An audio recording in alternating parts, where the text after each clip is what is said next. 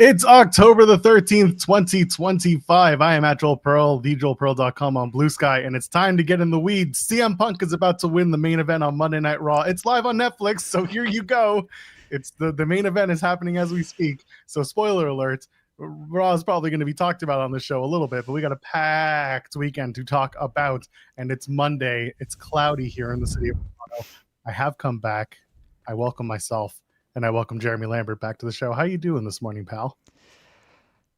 I've slept for 45 minutes in the last 24 hours. Was it a good nap? It was fine. I was falling asleep well, and then my alarm went off to wake me for New Japan, and that has been the extent of my sleep for the past 24 hours. You see, here's the thing. I am such a huge New Japan Pro Wrestling fan that once again, I didn't even need to watch the show. I told y'all. Takeshita wins. And everyone's like, oh, it's going to be Goto versus Takeshita. They're going to do that in the Dome. No, they're not. No, they're not. Did you say these things? I didn't say these things. The fans were saying these things. I said Takeshita was going to win the title, and everyone was like, oh, maybe. And I'm like, no, he's going to win. I have my insiders. Gato and I talk. I swear, we're besties. Me and Gato, we have the connection through Jado. Don't ask me how. It's a thing. And then he's like, we're gonna do Goto at the next big show, not the Dome. And I'm like, all right, I don't care. And he's like, no, you need to know this. I'm like, I don't care. But he's like, but you should know. And then we're gonna go into the Dome, and that's gonna be the Okada match. And we're doing it to upset the one guy on your show that really likes New Japan Pro Wrestling. And I'm like, I get it. Now you have my full attention. You tell that man that you can do whatever you want as long as you upset SP3. That's all I want. That's all you need to do. And I am the biggest New Japan fan in the entire universe. I didn't even need to watch the show. I knew what was happening because Jado and Gato, they already told me, brother. They told me. Okay. You guys can run down the card tomorrow because you don't gonna have much else to talk about. Yeah, SP3 and I will talk about New Japan tomorrow in detail, and we'll talk about the greatness of Evil, who is a 4-time never open weight champion. I don't feel like I have a voice now that I'm. Oh my god! Hello, Sean. Hello. Here I am at the crack of 10. Yeah. You tripped and found your way onto the show. Where you been? I've been here for hours. I mean, I'll be honest with you guys. I woke up at 8:45 because I knew better. This guy, 8:45. Been up since 8:45. 3. I went to bed at 3. I woke up at 6. Yeah, I've slept 45 minutes in the past 24 hours, Sean. I took a quick little nap. Look at this. Between you can go to bed immediately after this show. You got him so excited he froze. He froze up. Look at that. He's just so happy. He's back. He died on stream.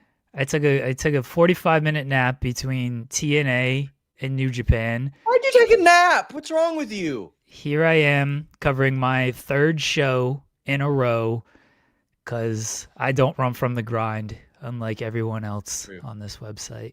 That's true. I mean, listen, there are definitely some people that have been running from the grind lately. I will not disagree with you. But I'm telling you, I'm done for the rest of the day. After this show goes off the air, I'm sleeping for no Raw tonight. I'm sleeping until tomorrow. Raw tonight? Yeah, no, there is no Raw tonight. That's what I'm saying. Oh, okay. So I'll be sleeping. Like you were refusing. I was like, no. You know what? You drive a hard bargain, but oh, you're giving me Raw off tonight. I appreciate that. I knew better than to wake up at 8 a.m. and I set my alarm for 8:45, woke up in a panic and said, oh my God. And I was caught up on the show within 50 minutes. Yeah, it's been a nothing. I mean, it's a good show. I mean, I've enjoyed the wrestling on the show. Yeah. But like I got caught up within 50 minutes. I was supposed to interview Sean Merriman today. Oh, nice. NFL player. Yeah. And then I realized I had set up an appointment like a month ago for my real ID. So So what's more important, Sean? What's more important? Well, I'm interviewing Sean Merriman on Wednesday now. So awesome guy you are. I just decided to do a bunch of interviews last week. So I interviewed Guy Evans from Nitro Book. I interviewed Cash Flow, who's on Tulsa King. And I didn't quite have a concept of just how big Tulsa King was. It's very big. It's won Emmys.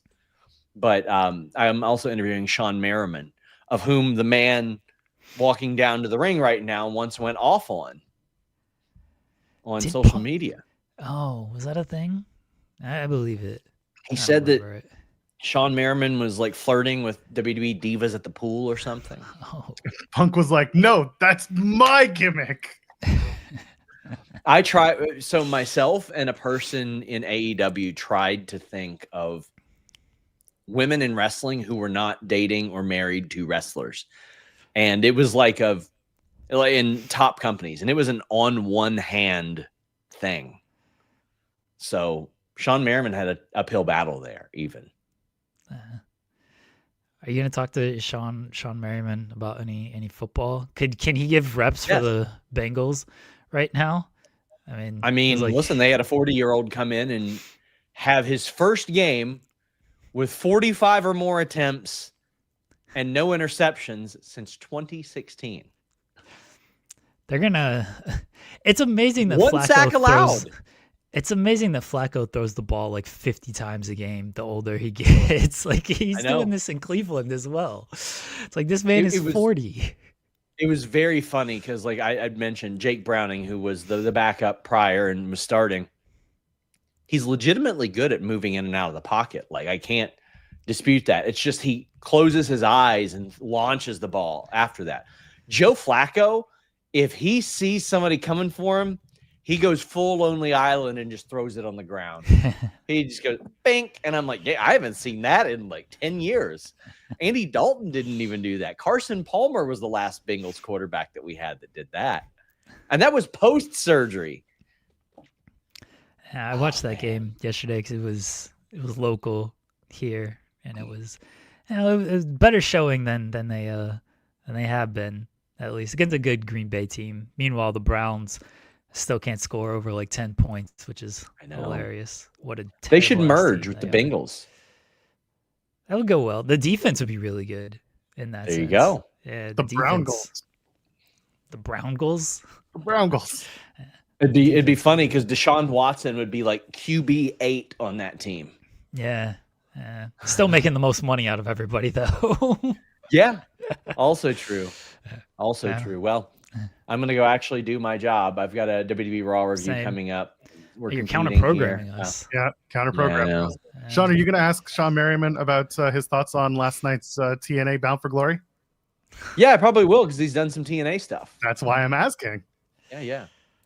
Listen, I am going to rant on Leon Slater and Javon Evans later on. Wow, that match was that finish was great. Darkstate stock all the way up. Way up. Listen, I'm fine with Darkstate. I don't have a problem with them. People are like, "Oh, you hate Darkstate," and I'm like, I didn't say that. The fact that there are people replying and their booking brain is so broken that they say it is building to something bigger. Oh yeah. Oh God. Oh, TNA loves it. Is they're gonna have a match at TNA Genesis in 2026. When in 2026? I don't know, but at some point in about 2 months before Leon Slater's contract is up and he goes to WWE, and then they feel comfortable putting Leon Slater over Javon Evans, and then he immediately goes to WWE. Was Joe Hendry on the show at all last night? No, he's questionable after the match that he had with Eric Young on Thursday, in which Eric Young kicked him in the dick and pile drove him. So Eric Young was the winner of that week's episode of Impact for all intents and purposes. Kick him in the dick, win the night. Well, I guess I was questionable for literally everything last week then. But anyway, I had a guy that's like, well, I'm happy because it annoyed people. And I'm like, okay, this is what I saw rules. I was like, that's what I saw a lot during Vince McMahon's era, because that's the only joy you could get from the booking there. It was so bad that you had to be like, well, at least some people that I might not like are kind of annoyed by it. That's the silver lining you would have to find. There would be nothing else. There were also other things on the show, like Bully Ray doing the samurai death. Oh, hell yeah. They wanted that to be Shawn Michaels, Ric Flair so much. I'm sorry, I love you. Why didn't he just jump backwards through the table himself? And it wouldn't have counted. Because he wanted emotion. He wants emotion, even though emotions are for the weak, according to Bubba. If you listen to Talk of Jericho, he's like, I don't have emotions. Emotions are for the weak, but we're gonna make you cry. I'm like, buddy, if you have no emotion, how are you gonna make anybody cry? You son of a. Anyway, but I look at all this and people are like, building to something bigger, and I'm like, no, it's not. It absolutely isn't. You're gonna tag match at Halloween Havoc, and that's it. I saw people saying like, what was it? Oh God! Well, WWE didn't want Javon Evans to lose, and blah, blah, blah. Then don't book the match. Also, sorry, I'm gonna push back. I pushed back last night on the post show. By the way, check that out. Myself and Steven Jensen talking about Bound for Glory. They've had Javon Evans lose a plethora of times, and you know what happens? Javon Evans talks himself back into a major spot. He is Teflon when it comes to this stuff because he has it. Whatever it is, he has it, and he continues to prove that he has it. And when he gets pinned, guess what? NXT can also just not talk about it because they would do that. They won't even. They'll just retcon the whole thing. Javon Evans, and meanwhile, Leon Slater would ride the high on TNA programming for weeks. They'd make it a big deal, and no one would get hurt. But instead, they do this ridiculous shit. If you're good enough, you stay over regardless. Yes. And here's the funny thing. You know what the funniest part about this is? People that are like, oh, well, it's building to something with Darkstate. So am I to believe that in kayfabe, Darkstate was not going to attack during the actual match, only if it happened to go to an overtime? They were just hanging out backstage, and then they said, overtime? Fuck that. Like, we need a tie. We're not. This isn't going to a shootout. We're gonna make sure this is gonna be a tie. It's honestly, I wish Santino would just come out and been like, we're on time, I'm sorry. And then that's it. The crowd could just boo Santino, and then they'll just send Chris Bay back out there to deal with it. It's fine. No one will boo Chris Bay. They tried to babyface themselves by doing 5 more minutes. Yeah, they lost that. At least from a psychological standpoint, people say, well, how do we know that it would end in that amount of time? I think actually Evans and Slater did a really good job of showing the urgency immediately. Like, it is also very funny that the two spot guys psychologically did things that were way better than just sitting there and hitting each other. Like the spot where Evans just did the cutter, brilliant. Very, very good shit. I don't know. I got to save my rant for the show. I'll see you guys later. Bye, Sean. I baited him into getting into it on this show. Call it publicity for the Raw post show. I'm sure those who want will see it and hear it then. He talked about doing it last night. He said he would do it, and we got him a little bit. So shout out to Sean for giving us the taste of what he's got for later.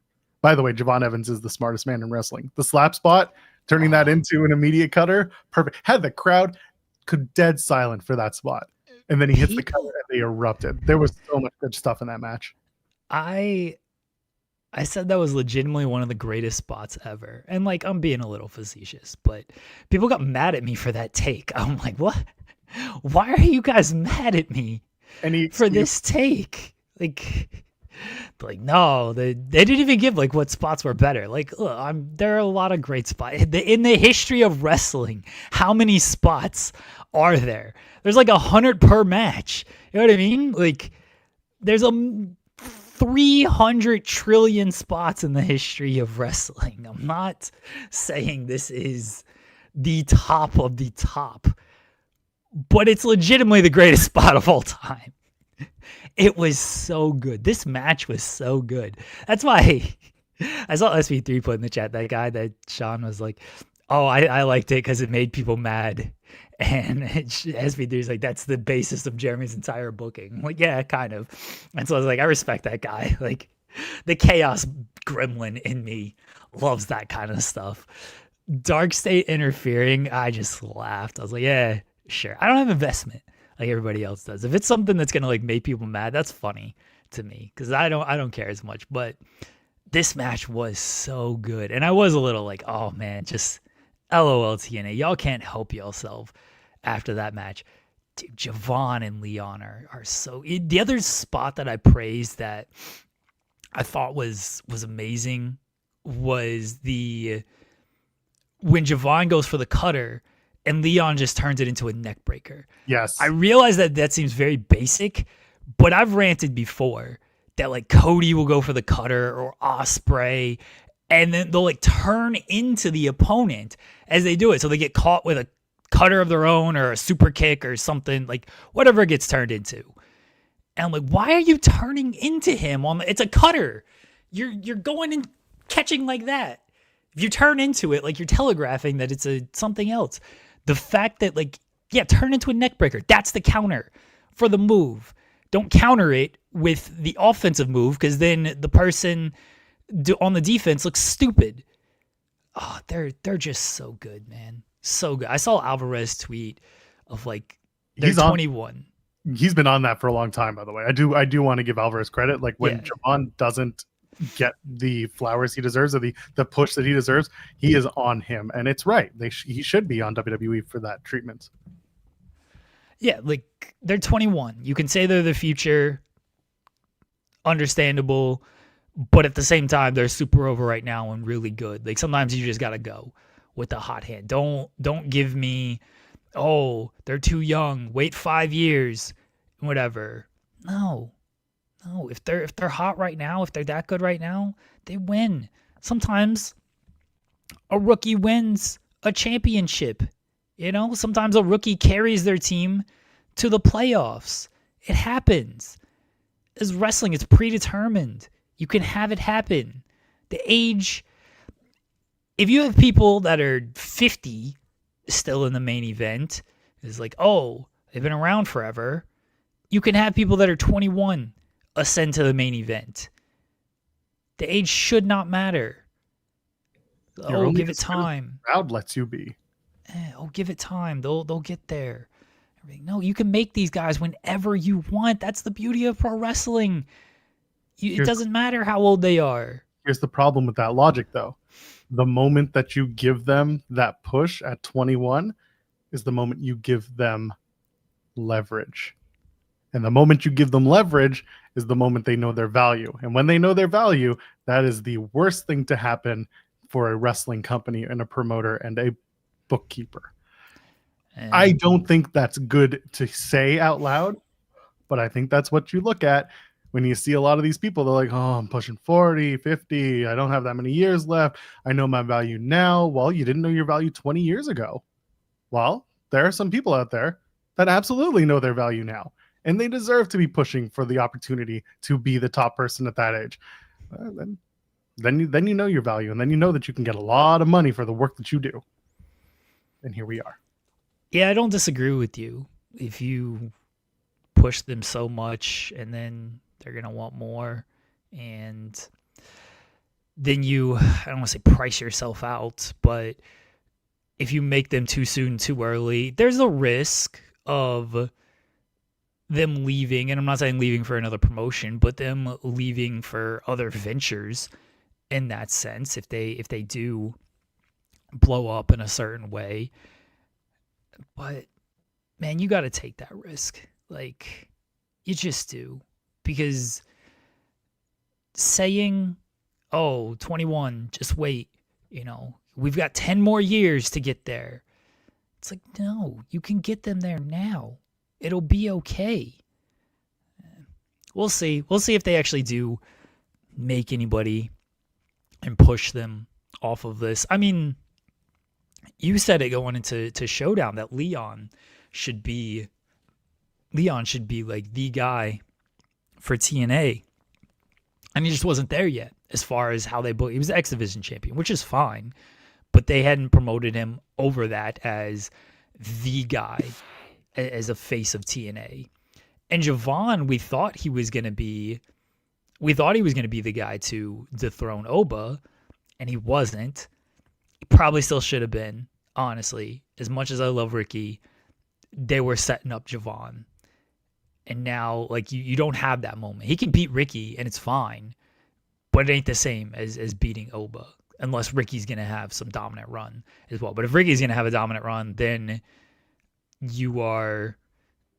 that means you're waiting on Javon. Because you got to give Ricky 8 months or so as a run. So can you delay Javon that much?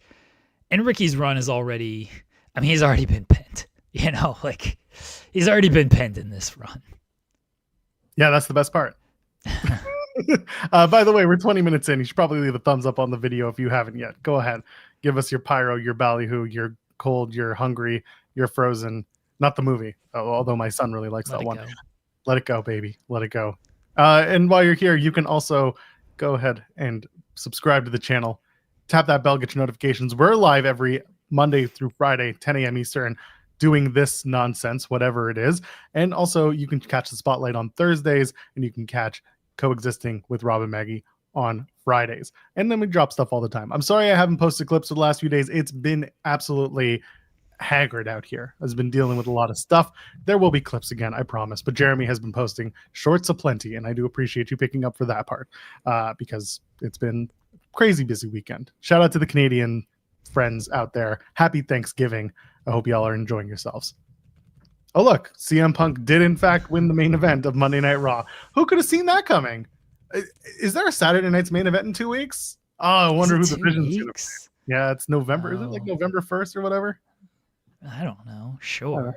Yeah, November 1st. I'm pretty sure it's 2 weeks. Saturday is that night. 2 weeks? 3 weeks. 3 weeks. 3 yeah. weeks. There you go. All right, sure. That's fun. What else should we talk about? Santana wins to a half-empty room, or do you want to talk more about Javon and Slater?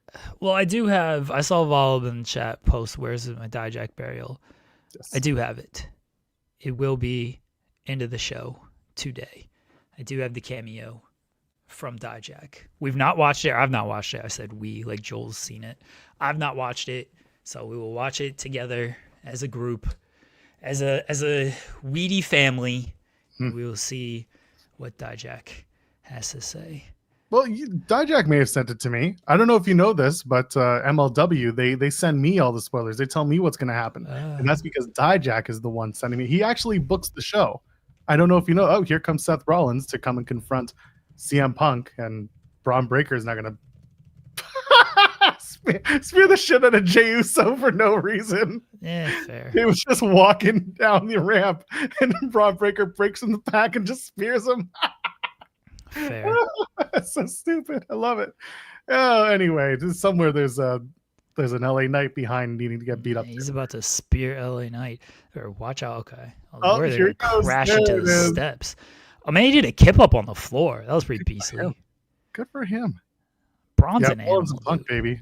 Best Saturday night's main event. Get excited. That spear though was so fun. There was no reason for that. There's always a reason for it. It's hilarious. True. It's hilarious and it's fun. Yeah, it's hilarious. What's CM Punk gonna do standing on that giant Slim Jim logo? He's gonna snap into his body in half. About to get his ass beat. Good for him. He has no friends. Oh, maybe Roman Reigns is gonna come and save him. No. Oh, sorry, he doesn't want to see anyone until Christmas. Yeah. Line of the century, my friends. I respect Roman. He's like, I love you guys. I don't want to see you till Christmas. I say that all the time to my family too. I love you guys. I don't want to see you till Christmas. We're good. We're good here. Well, there's the spirit from Braun Breaker. Braun just kills people with that spear. Rules. Just goes. It's so good. Anyway, that's your Monday Night Raw review. Nothing else really happened. Although Dominic Mysterio using a hammer ruled. I thought Dominic Mysterio is having the most interesting ways to have a match booked. He's very smart. He's very cunning. I said so much that I froze you up. I get it. Dominic Mysterio is the guy. He's the next guy. He's going to win all the titles. He's going to win the TNA International Championship next too. It's going to be 3 titles for Dom. You're back. Yeah, I think so. Maybe. We shall see how long it lasts. I'm seeing if this show is actually going to end with anything besides Seth Rollins yelling at CM Punk, saying that he's the king and this is his title. Is he the god of this shit? Is he telling him? I don't think so about that. I don't know about no pizza cutter, so I guess not. Yeah. What are they? Oh, they're just dragging him. What is this? I just tossed him out of the ring. Oh, he said it's his ring. He kicked him out of his ring. Bronson Reed's just like, all I wanted to do was tsunami. Well, he did a tsunami. They want to do another one. You got to do 6. That's the name. That's the number. Yeah, they should have just kept going. Like, what was stopping them? Murder charges. Is that the Vision? Like the Vision sign? That's what Bronson's doing. I'm pretty sure that's Vulcan, and the estate of Gene Roddenberry is about to sue him. It's now Vision. V for Vision. All right. Well, I come in peace. Oh shit! Oh! They did the thing. Oh God. So Braun Breaker is going to be on the War Games team opposite Seth Rollins. Amazing. They found out that Dave dropped his report on Friday, and Paul was just like, nope, fuck it. Let's just get it. Let's bury him.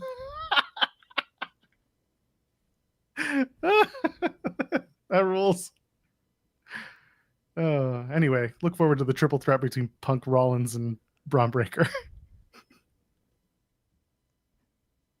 They're about to beat the shit out of Seth now? No, I think it's just going to be, we did it. You could see it in the promo before they went to before we started. He was like, oh, yeah. Yeah, Seth was setting himself up with the I don't need them. Yeah. I just didn't know it was going to happen, tonight. Oh, look at that. They're going to do this is all Becky Lynch's fault because Becky didn't come to Australia. Oh, there you go. Bronson Reed did get to do one more Tsunami. Good for him. Buddy, the Vision is over. It's so over, baby.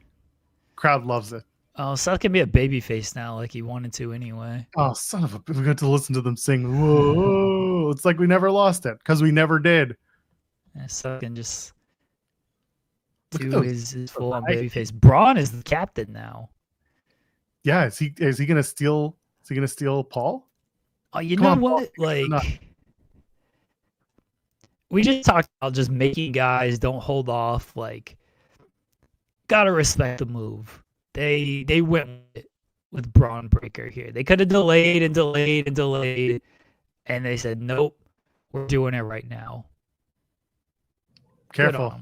Now Braun Breaker has leverage at 27 years old. Darkstate's going to come out and beat the shit out of him. That was a good ending. That was good. That was good. And that's the end of Netflix. So here's our official review. The show happened. Oh, and the Vision broke up. That was good. That was good stuff. Yeah. Do you think he's going to come back to the United States? That Seth Rollins is he going to be able to? I mean, he can get back into the country. But I mean, he got beat down pretty severely. I don't know if he's going to want to come back to face those men. Oh well. What's he gonna do? He's not gonna run. He's not a coward, I don't think. Well, who knows what he can do? Clearly not keep a group together for more than 4 months. Paul is a big old you-know-what. I'm not going to shame him. He's going to go where the money goes. And the money is in Braun Breaker at 27 years old. Good for him. Bring up Darkstate. He can be Cedars. He's going to lead Darkstate. Everyone's been asking, who's leading Darkstate? Who's leading Darkstate? It's actually Braun Breaker. Big game Braun. And that was ruled. Good stuff. Yeah, kind of makes Saturday completely obsolete. Remember when Seth Rollins won that ring? Yeah, who cares? That thing's dumb anyway. That show was all about Cena and AJ. That's my favorite part. Yeah. They did a great job. I mean, the reality is if you like wrestling for good storytelling and for, a big, well, basically what I'm trying to say is the match sucked, but the match ruled at the same time. If you're looking for a traditional wrestling match, this one started doing homage after homage. So some people are going to be like, it's not for me. I liked this match a lot, by the way. Just the callbacks were nice. Thought there was a lot of good stuff. One of the biggest callbacks that I liked was that they didn't leave the ring, just like their match at the Rumble in 2017. They did the whole match in the ring. They knew they had an elevated platform. Everyone could see it. I liked it. I thought, again, phenomenal stuff, pun intended. And because he lost the match, AJ Styles and his tag team partner, Dragon Lee, as the tag team AJ Lee, they get a world tag team title shot because that's what happens. You lose the match, you get a tag team title shot. Good for them. But yeah, Cena and AJ was great. Looking forward to Cena just showing up next and being like, that was a good match. Who's next?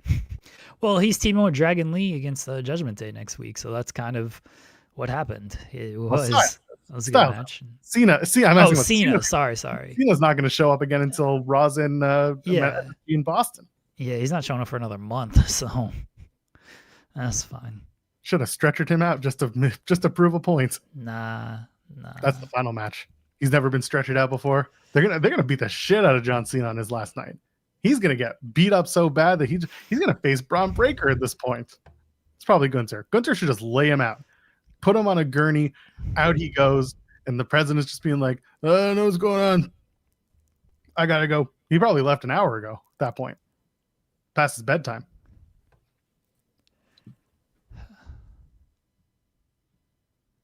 I do love that they did this Vision stuff probably just to smack Dave Meltzer in the face. I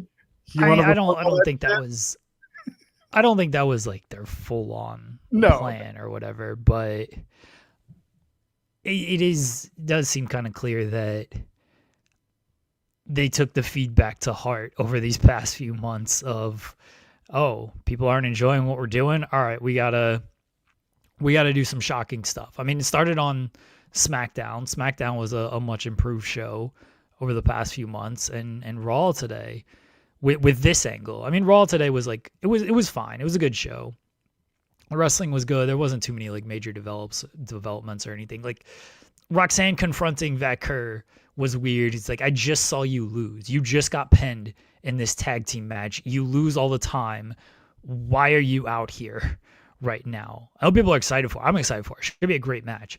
But at the same time, it doesn't make a whole lot of sense that Roxanne is the one stepping to Vaquer after being a giant loser for months on end here. But that closing angle was good stuff. And yeah, they're gonna make Braun for right now. Hopefully they actually go full bore with it and truly make him, and not just set him up for Roman to beat him or Seth to beat him or whatever it might be. Like, actually make him. He's going to win the TNA title next week. I tell you it's going to happen on TV, but they don't have TV for the next 4 weeks. Don't ask me. I just ask questions, and the answers I get are so good on them. We'll see. Again, I like what they did with Breaker. I like that they pulled the trigger tonight. I think it's good. This is the best part, was the reaction for you and I being like, okay, Vision stands tall, Raw ends once again, blah blah blah. Let's go. They did the turn, and I thought that was good timing. That was good. A good way to not just swerve you, bro, but also to continue the story of the Vision beyond the typical stuff you've been seeing. But that was good. I think we both kind of agree that this was a perfectly cromulent ending to their Australian residency. Well, you like when wrestlers get made at the residencies, so it's true. It is my thing. Yeah, so they made Breaker here. They made kind of the Vision because Bronson beat Roman on Saturday, and that was a big victory as well. So the Vision got over. Good for the Vision. I'm glad they did that. Was there anything else from Cena and AJ that you wanted to talk about? Because otherwise, fine match, lots of callbacks, and Cena wins again.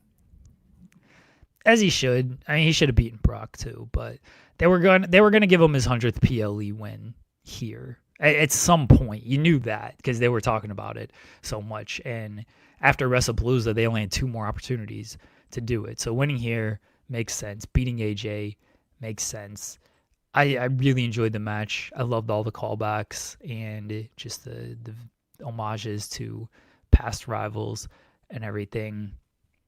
I'm not going to harp on, wow, look how they've wasted Cena's year with half a heel turn for it.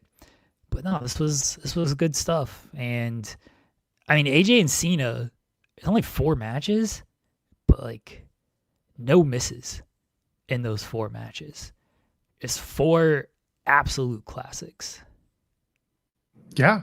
Hey, we got some time left on the Cena bandwagon, so hop on and get ready for the last few matches, and I'm sure he'll get murked by Gunther, and we'll all just watch him get stretchered out in Washington D.C. That healthcare will kick in right then. Yeah, maybe an ambulance match. You're really on this, so. I like the idea of the guy who's never been stretchered out getting stretchered out.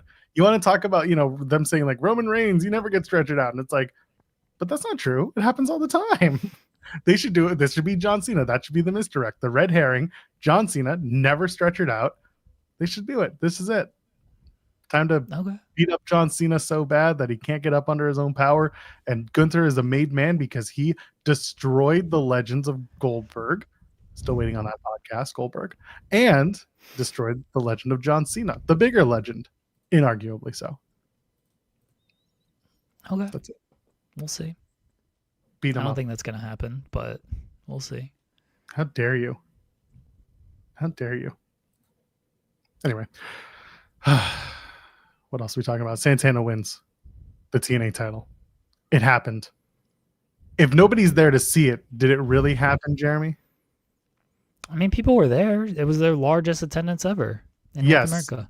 Yes, and they all stayed until that match started, at which point half of the arena had left. And I wish I was being hyperbolic, but a lot of people left after. Being a little hyperbolic. It wasn't half the arena.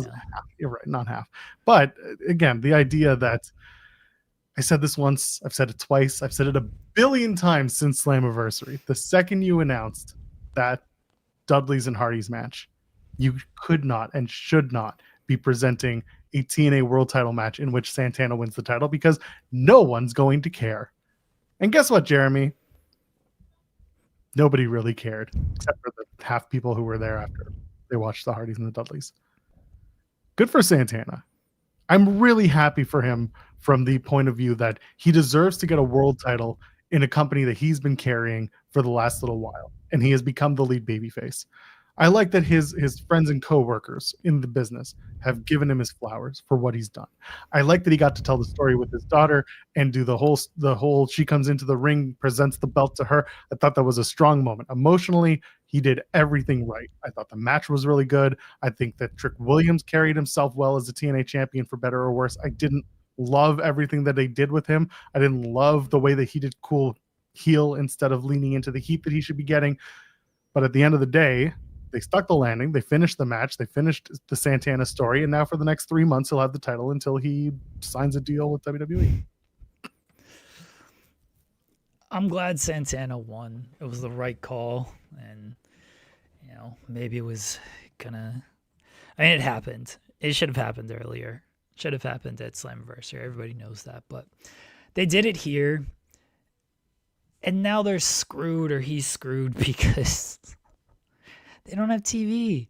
They're doing a recap show this week. Like, hey, follow up our biggest show of the year with a highlight show. They don't have any tapings announced until November. I assume they'll have something on the books for the end of October, but I don't know where. I don't know when they'll announce that. I have no idea, because usually you got to book these things a little bit out. Maybe they'll go to Skyway Studios. They still have stock there in Nashville. Brother, you said it yourself. They don't have a January pay-per-view date or location. They have a location.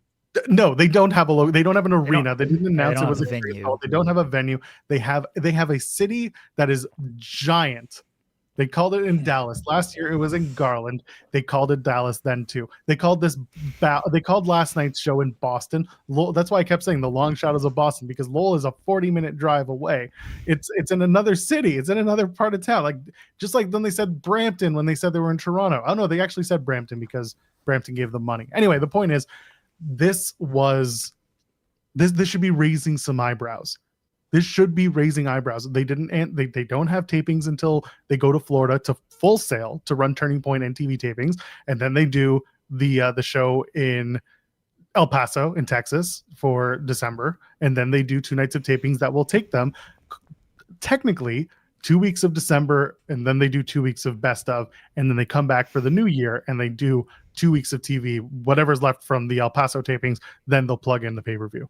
Whatever happened, they are missing the next 4 weeks, and it's too late to announce a venue where you want fans to come unless you're going to do 3 weeks of free TV because next week's a clip show, whatever. Where are you going to do it? The PC is the only viable option. And then guess what you have to deal with? You have to deal with PC fans. And well, I'm sorry, man. At least I guess, but like they're in it for themselves. And I just don't know. All these fans are in it for themselves right now. PC fans are especially in it for themselves. You know this. It's just it's so heartbreaking in a way to be like, they're on the cusp of this TV deal apparently. But meanwhile, they have this weird, we're on the 30-yard line. We have to dot our I's and cross our T's. Oh, we got another phone call. Oh, Carlos Silva is telling people that they're going to do this big deal and everyone should get excited. But there's nothing to show that makes you feel that there's something happening. There's been no investment. That to me raises an eyebrow. So where are they?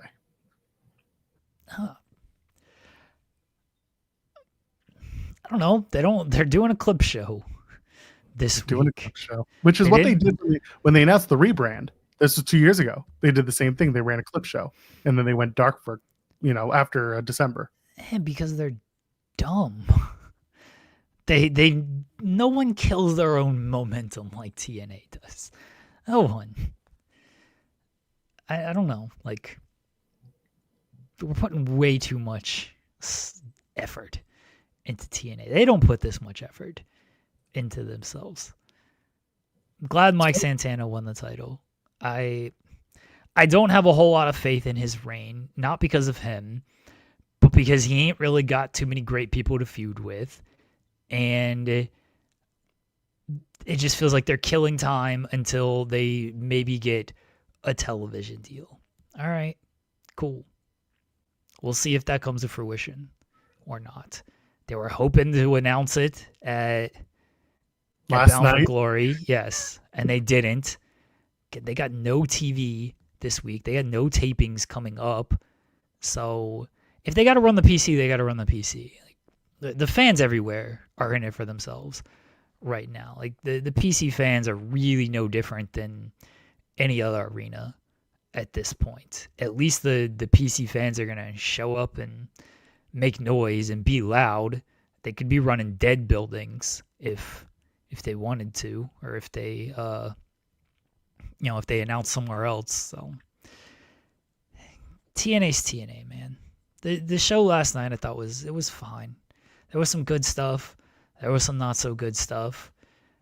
But they didn't really build any momentum, and then any momentum they may have built, and it's dead because they don't have TV this week. And when people got excited about a TV deal thinking, oh, this is a big announcement, this is going to change the game for TNA. Well, that didn't happen. I've said it to plenty of people over and over again. If it's true, and this is not taken away from John Alba's reporting, because this is what he's reporting to have heard. If the deal is they're going to go and oppose AEW on Wednesdays, said it here, said it elsewhere, said it to people at TNA, you have no idea how much coverage you're about to lose from this show because you're moving to oppose AEW. This website, Fightful, they're not going to have me do a post show while Sean's doing a post AEW show. There's no reason for that. Will they put me behind the paywall? Sure, they could do that. But them going to oppose AEW will do nothing positive for them. At that point, they're just looking like the puppets of WWE, which enough people have said over and over again that that's what's going on. And someone in the chat saying, like, it sounds like TNA is about to be put up for sale. It's not that. First of all, they're always for sale. Don't get me wrong. They will take whoever is the highest bidder. But the point is, they have nothing going on right now. For all intents and purposes, they have enough things not happening, but things at the same time booked to happen from a logistical standpoint that it's, again, my spidey sense is tingling. It's very strange. So Henry's saying I should do a post show versus the AEW post show. I should look forward to the 5 people who will be watching my show versus the AEW Dynamite post show with Sean. They don't care about like, oh, there's not going to be a Fightful post show. No, but we know. Well, listen, we know that people like Ross, the the TNA PR rep. I don't care if people know this. They don't like us. They don't like Dirt Sheets. They don't like any of the wrestling websites at this point. Definitely us. They don't care about us. But we add coverage that they don't get through mainstream. So like, I get it. They don't care. But also we are outlets that actually actively support and talk about their show, and adds to employee morale in some cases. There have been a number of times where I've heard of wrestlers who are watching us or staff who are watching us. And I think that's important. I think that not that we're doing a service, but no, they're getting feedback in real time after the shows are airing. I think that's beneficial for them in a lot of ways. So it's annoying. It's silly. Yeah. They're going to get more coverage off of potentially doing some Wednesday Night War thing, though. At least in their mind, that's what they're gonna get. They'll be like, oh, well, more people are paying attention to us, and I think in some aspects they'll be right, but then first thing I thought about SB3, by the way, the Bound for Glory set was a WWE Full House set. Yeah, with the entranceway, yeah. The side entrance, they walk around the baseball stadium style. Yeah. Sorry, I wanted to point that out because I first thing I thought was like, oh, that's a WWE house. Very strange. Well, it's not strange though. You know, it's not strange. Like, no, it shouldn't be. This is what they're setting up for. Again, we'll see if it comes to fruition. We'll see if they get this TV deal. We'll see what the TV deal is. We'll see if it's on Wednesday nights. We don't know. Right now, it's the dangling carrot. They've had a dangling carrot for 20 years at this point. Everything's always a dangling carrot with TNA. It's, oh, we're going to get a TV deal. Oh, we're going to get a bigger network. Oh, and then they got all that. Oh, we're going to bring in Hogan and Bischoff. Oh, we're going to go to Monday nights. And then it's just been slowly downhill ever since then. And since basically they've been off of Spike and they had to go to Pop or the TV Guide channel or Access or whatever, it's always been bigger TV deal. That was like 15 years ago we've been talking about this. And I don't know what the TV landscape looks like at this point. I saw people, and we've had this discussion before, but I'll reiterate it a little bit, saying, oh, networks don't care about wrestling rating wars. They only care about, their numbers and stuff. And like, yeah, to an extent, that's true. They're also going to look at just what else is on, what the programming is. It depends on the network they are on as well. Like, they don't care about the wrestling rating wars. But if they look at it and say, oh, we got a spot for Wednesday, then they're going to be on Wednesday. Monday's basically out. Monday, Tuesday, and Friday are essentially out because that's WWE program. And then, so you're only looking at Wednesday and Thursday. And then it becomes, okay, go ahead. Something else to add to that is if you want to talk about what else is on TV on nights like Thursday, there are a lot of very popular reality TV shows that run Thursdays. You know how many people we've seen who don't watch TNA for many, many reasons, but one being that there's like Survivor on or Big Brother on during the summer, whatever it is. There's so much going on that you just don't need it. Shout out to the Raiders. Where are you coming from? Because I can't see it. Raiders, yeah. Where are you from? I guess NYF. Is that's what yeah? Make yourself famous. It's they rated us last night as well during the Bound for Glory post show. Thank you guys, appreciate you. Thanks for the raid. Fightful Gaming, twitch.tv/Fightful Gaming. That's us. We're here all the time doing all the stuff. Are we gaming? Never playing gaming. We're never playing games. We used to. Now we just talk about wrestling because people like that apparently. Davion mentioned there's football on Thursdays as well. So Wednesdays is a day that can make a lot of sense for a potential network. We've no idea where it's going to land. They don't have anything yet, everybody. They have nothing right now. They don't have TV this week.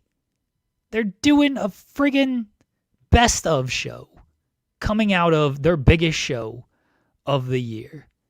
Just baffling decision making, baffling scheduling. Don't worry, he'll get that TV deal. I's dotted, T's crossed, 30-yard line. Oh, false start penalty. Push him back to the 35. Run a draw play. Maybe you got up to the 29 here. Just. They're going to tush push their way into a deal. You know what pisses me off about TNA besides so many things? I was going to say, where do you want to start? I don't need Carlos Silva doing the dumbass, let me hand you the title. It's so stupid. It's stupid when Dana White is there to do it. It's stupid when Triple H is there to do it. It's so dumb to have the executive person be like, here you go. Here's the title. You're not part of the television show. You're not. You're just there to put yourself on television and try to get yourself over. That's it. You have no bearing on what actually happens on the television. If you want to do Santino does it, since he's the director of authority, fine. If you want to do Aldis Pierce, if you want to do, fine. At least they are the GMs and they should be happy that this person represents your brand. But for Carlos Silva and Triple H to do it, it's dumb as hell. He loves to make it about him too. That's my favorite thing with Carlos. Last night he tweets out, so TNA did the lineage of TNA champions, congratulating Mike Santana. And the quote tweet from Carlos is, "Congrats, Mike. Great to have a Puerto Rican champ and a Puerto Rican president at the same time. Amazing." And I'm like, why is everything about you? I actually thought that was hilarious. It's just everything becomes about Carlos. And that's why every single time I hear this whole, like, we're on the 30, we're dotting, crossing I's and T's, I'm like, there's nothing about you that feels authentic. The goofy smile is the only thing that seems authentic to me, and that's because you don't know how to smile on camera. I don't understand what they think he's going to be. And maybe he thinks he's Triple H. Maybe he thinks he's Dana White. Maybe he thinks he's supposed to be an on-air president authority. You have one of those. You have Santino. You have the clown. You don't need another clown doing clown shit on your show. I think he wants to be like a mix between, and Volb kind of says it. He wants to be like Tony Khan, Triple H. He wants to be both of them because he does the media like he's Tony Khan. Because Tony does a lot of the media, but Tony doesn't appear on screen at least as much and do all of this stuff. Now you get the voice of Tony Khan more than anything. But Triple H does let's be on screen. Let me hand you the title. Let me welcome you to the show and everything.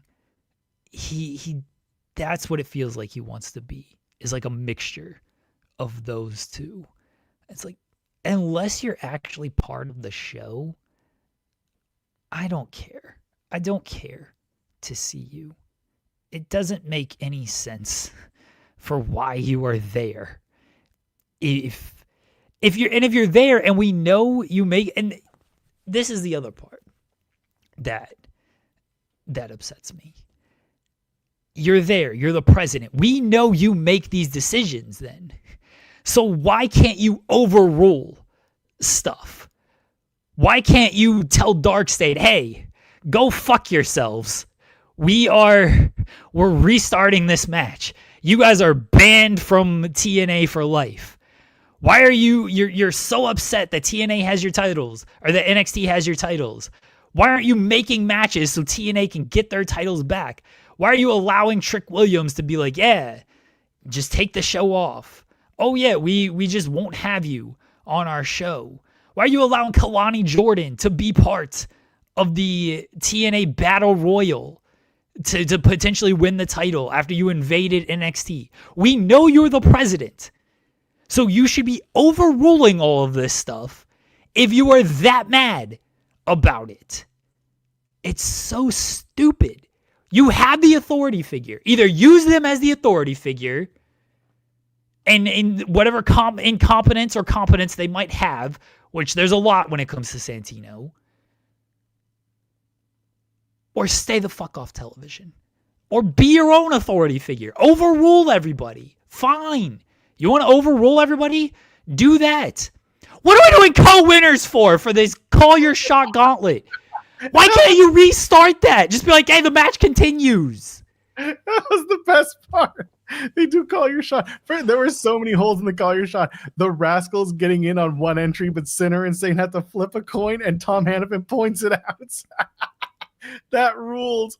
And on top of it, it was just so silly. Someone in the chat asked, what do we think of BDE? Listen, he was good. He was fun. He had people in the ring that he's worked with before. So for that, like he had a good showing. I thought, listen, the match itself, the call your shot gauntlet, the wrestlers came out and did the wrestling. I thought there was some good funny moments and some good strong moments.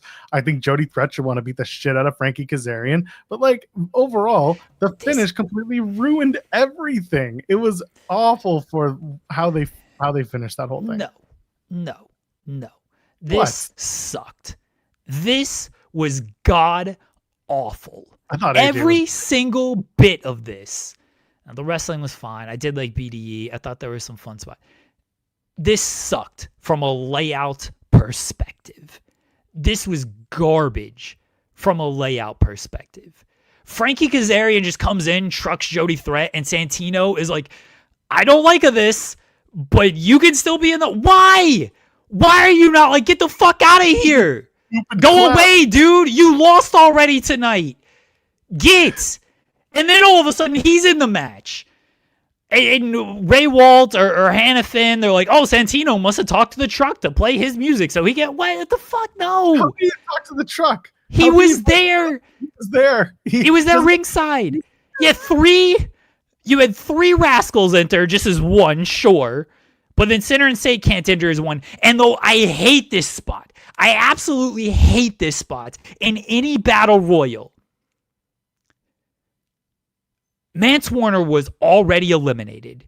Oh, why is he eliminating Matt Cardona? That shit shouldn't be allowed. If you've been eliminated from the match or you're not actually in the match, you should not allowed to be eliminating other people. It's so stupid. This sucked. And then you did co-winners. Just restart the match. Santino's out there after getting eliminated from a match that he's in for some reason, even though it's the director of authority. And he's like, oh, co-winners, everybody. Why? Just continue the match. He wasn't ready, you see. This whole thing sucked. This call your shot sucked. And then it's Nick Nemeth and Frankie Kazarian out of all people. We got to go with the people who still have deals with the company. And the best is that, so this plays into the end of the night. Santana wins, and Nick Nemeth comes out, and he's got the gauntlet trophy, and he's going to cash in. But then the lights go out, and they get Elijah back, which, like, I mentioned this on the post show.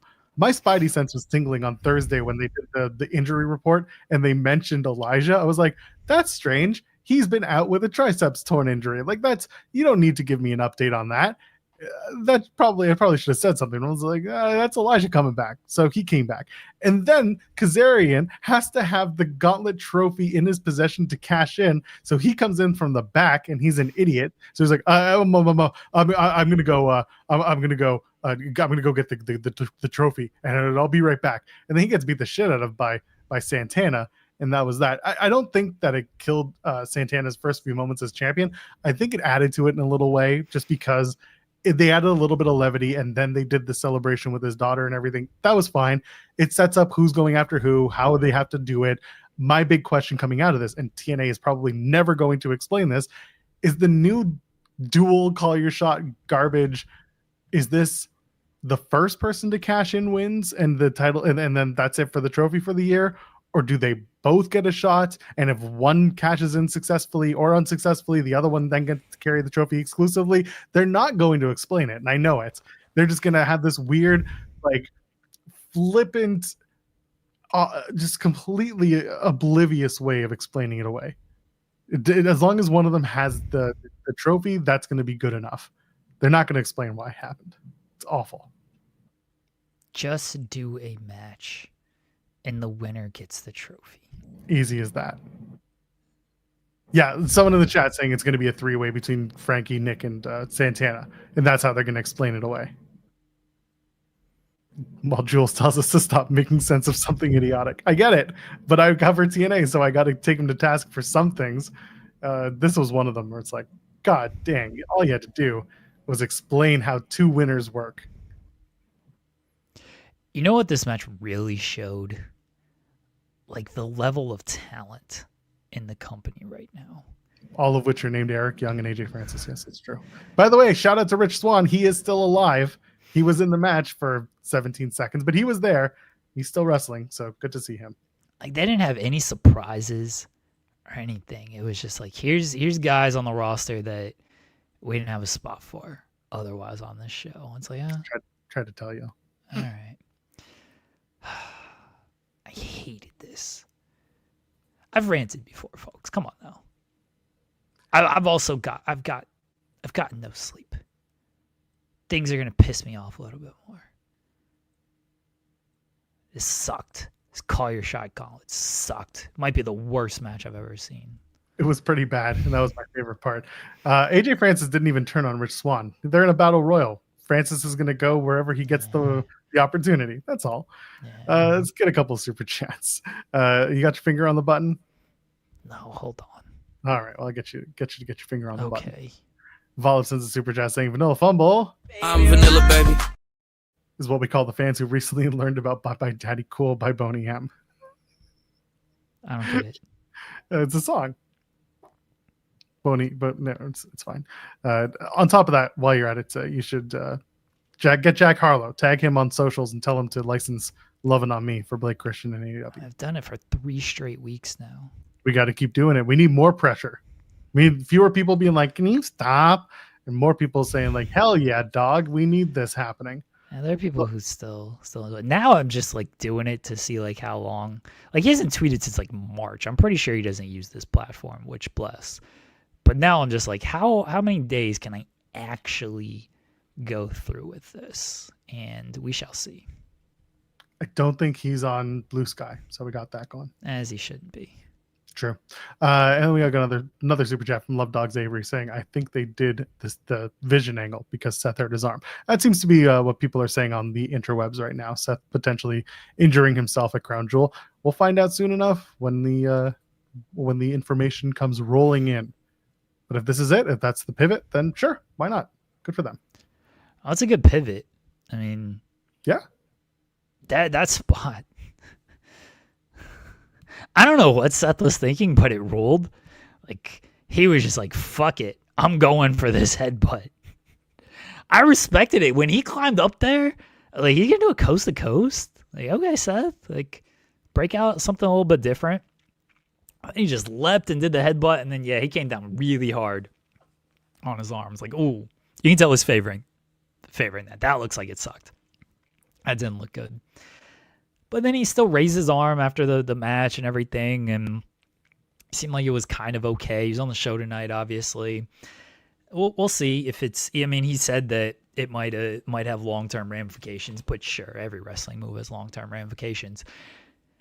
If he's hurt, then that's very unfortunate. Maybe he drops the title to Punk in a couple of weeks, and then maybe they continue to go full bore with Braun.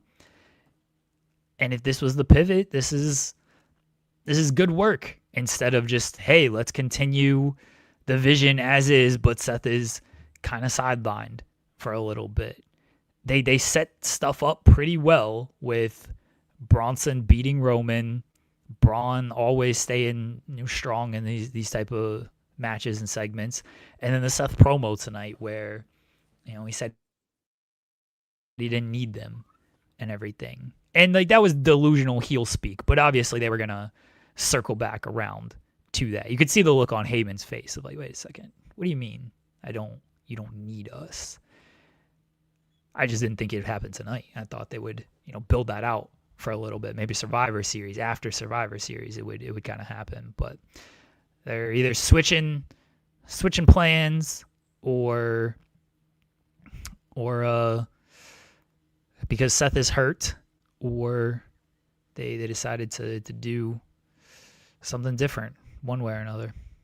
Hear me out. They should do Seth relinquishes the world title and they do a big battle royal for who wins the title. CM Punk, he wins. He's the last man standing. He won the title. In comes Big Bronson Reed because he was actually never eliminated. He went through the ropes and he just spears the shit out of Punk, tosses him out, and he's the champion. And we do that thing again where Punk can never win the title for more than like 3 minutes before he gets absolutely screwed out of it. And eventually that's going to be the just the reasoning. That's going to be the catalyst for the CM Punk heel turn we're all waiting for. It should be a call your shot gauntlet match. It'll be better than the one.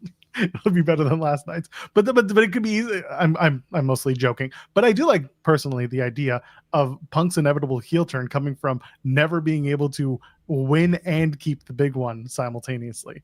That would be that'd be a fun match. But instead, yeah, I don't know what they'll do. But I'm curious for a change with the Vision, which is nice to see. And if it's an injury, that sucks, and I hope it's not. But I'm just hoping that they find a good way to tell the story moving forward, if it is an injury in the case. Yeah, I think Brock is going to play into this somehow too, and we'll see how that goes. There was the rumors of Austin Theory. We'll see if that comes to fruition. I don't think it needs to. Like, you got Braun and Braun. You don't need to really add to that group. Even when it was Seth, like, I didn't think you needed Austin Theory on there. But again, I know that I'm down on Austin Theory compared to a lot of people. Okay, so you and I never get to really talk about Raw because typically that's a Tuesday show. When you and SP3 were talking about Crown Jewel and getting into that, a lot of the stuff about the watch was being played out on Raw whenever Seth would be holding the watch. Did you guys figure that was going to factor into the finish? I didn't talk, not really, because I thought Brock was going to factor into the finish, and then can't hide that man. You can't hide that man. Well, no, I didn't know if the watch was gonna factor into the finish. I thought that was a good move on it to not have Braun and Braun or Brock or Theory to come in, and Seth just decided to use the watch in the manner that he did. I think it's hilarious that the crossroad, that move sucks. It doesn't beat anybody. He did an avalanche crossroads and Seth still kicked out. I was like, man, I know everybody kicks out of finishers nowadays, but you got to have like a little protection on these things. It's like, nah, we'll just do an avalanche crossroads and that'll be that. Yeah. But I had a bit of a feeling. I was like, that watch has been way overhandedly shown as part of the story. I wasn't surprised when he busted it out for the finish. I thought it was like a good little, storytelling beat. That was good stuff. Yeah, I thought Crown Jewel overall was a good show. It was It was a C plus show. Wow, I thought it was a B- show. It was a good show. There was, I thought all the matches were good. Some reaching to great. The pacing is still what it is with these shows, but at 8 a.m, it was a little bit easier to deal with, especially because I hadn't just watched 5 hours of wrestling before that. So I thought overall it was a good show, though. Yeah. So we'll see what happens next, because Saturday night's main event is on the 1st, and then they go all the way to the end of the month to do the show at San Diego, the War Games match, which will now be headlined by the Wyatt Six versus the new and improved painted up MFTs -1. As in -1, not everyone's painted up, because Solo's too cool for school. Too cool for paint. I don't know what the War Games match is going to be now. If they do like an alignment of like Seth and Punk and Roman, imagine if like that's the team. That's the whole thing, though. Again, if there is an injury to Seth, then you may as well take him out of War Games altogether. Oh yeah. If he's hurt, obviously, like he's not going to be part of it. That's obvious. But if he's not hurt, then it feels like he's got to be part of it. But then Yes. who's on the other side? Braun, Bronson, Brock, the B team. the B team. Bo, just bring in Bo. I mean, he wasn't there in Perth. He was getting ready for his big moment, brother. Yeah, it should be the triple B and an A. Austin Theory. Oh gosh. The Apollo Crews is going to be coming back. There you go. 3 B's and 2 A's. He's injured. He's supposed to be back soon. I feel like he's doing better. I hope so. It would be nice to see him back. It would be He's been out for a while. Yeah, like I said, the WWE, knowing them, they'll probably just put him and Obafemi back together. Up together, I should say. Apollo and Oba. Oh yeah, and they'll give Apollo his old Nigerian prince gimmick back. Oh, people are gonna. I'm just telling you, don't be surprised if it happens. Nah. That's the other thing, Zeno. I was mentioning, if Seth's hurt, Twitter's gonna think it's a work. That is kind of the problems that you run into. Seth is gonna be the boy who cried wolf now.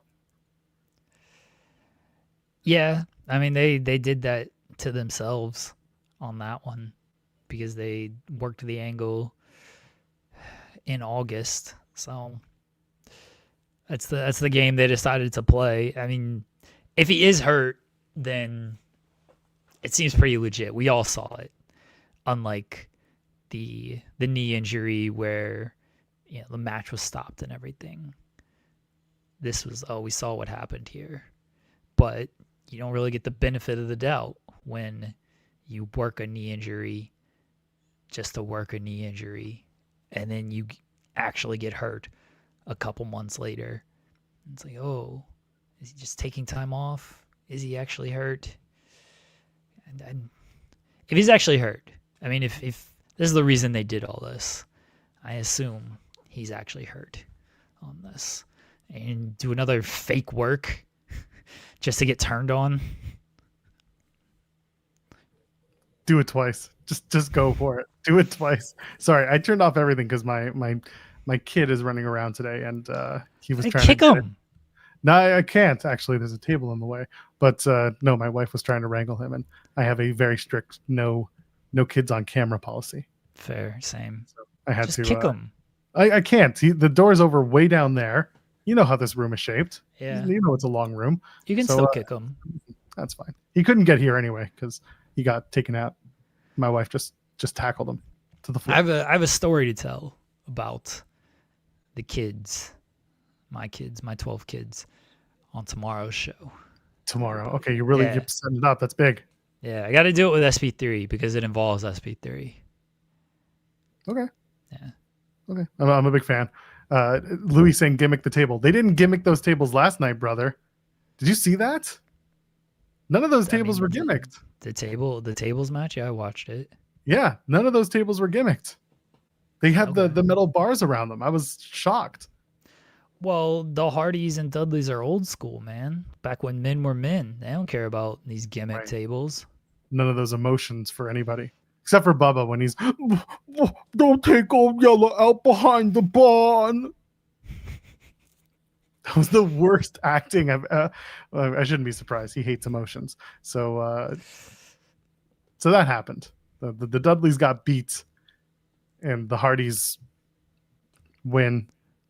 And yeah, you got to do the Dudleys get up now. I do. I was looking for my tape this morning. I'm gonna have it on Wednesday's show. I do owe it now. I'll do the tape on the glasses and all that stuff. I couldn't get it set this morning because the aforementioned child was all over the place. So I will do it on Wednesday. Should be wearing camo as well, but I don't own any camo. Cowardly. It's okay. I will do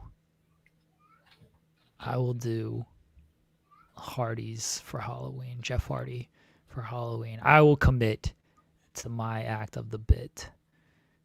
And for Halloween, dress up as Jeff Hardy, everybody. Even though the Hardys won, as I said they would.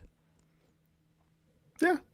So the Dudleys take off their boots and give them to the Hardys because in wrestling, when a luchador loses their mask, they give it to the person who wins.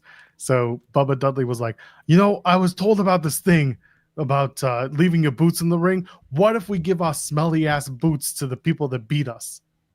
And the Hardys were like, no, please don't. And then Devon's like, yeah, we should do it. That'll prove a point. And instead, we got whatever that was. Give them your boots. Jeremy, give me your boots when you finish this show. I'm not wearing any boots. I'll give you my Good. socks. You want them? No. What are you, my child? No. Oh. No, I don't want your socks. Well, that's all I got on right now is just socks. Start wearing your boots to this show, and on the last episode, give me your boots. No, I'm not gonna do that. I tried. Oh, coward. It was weird that they like handed them. I was like, are the Hardys the new Dudleys now? Like, do they have to wear the Team 3D? Yeah, they got to wear like the Team 3D boots and everything. All these damn boots are so tight. Can the Hardys like, give them back? Usually you set your boots in the ring like, when you retire. Am I frozen? No, you're good. You're here. Okay. All right. Usually you set your boots in the ring when you retire, but they handed it to them. So. Oh, you know what they're going to do. They got the boots and the Hardys. It's 2027. We're on the road to WrestleMania in Saudi Arabia. Oh, God. And as they get ready, the Hardys are like, we need a match. We have to have a match. And Matt Hardy's like, I have an idea. I saw this before once at WrestleMania. We need to do it. There's only one team that we can go for, and we need to put the boots in the middle of the ring and see what happens. They take both pairs of boots. They place them in the center of the ring. They put a spotlight down, shining brightly on that part of the ring on the boots, and then all of a sudden, big lightning bolt, big thunder. The lights go down. They flash, and then all of a sudden you hear.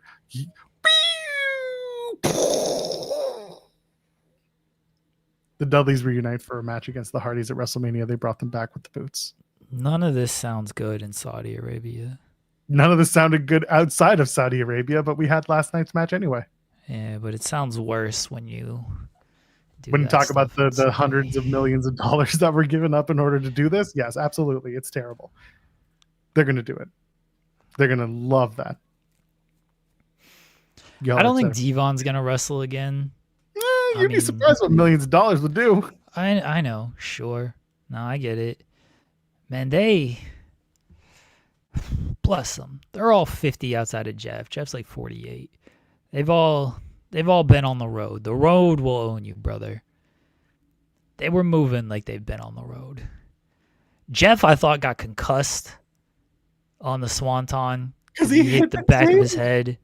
Yeah. He hit the table in the back of the ladder. Yeah, that looked like it sucked. That was par for the course.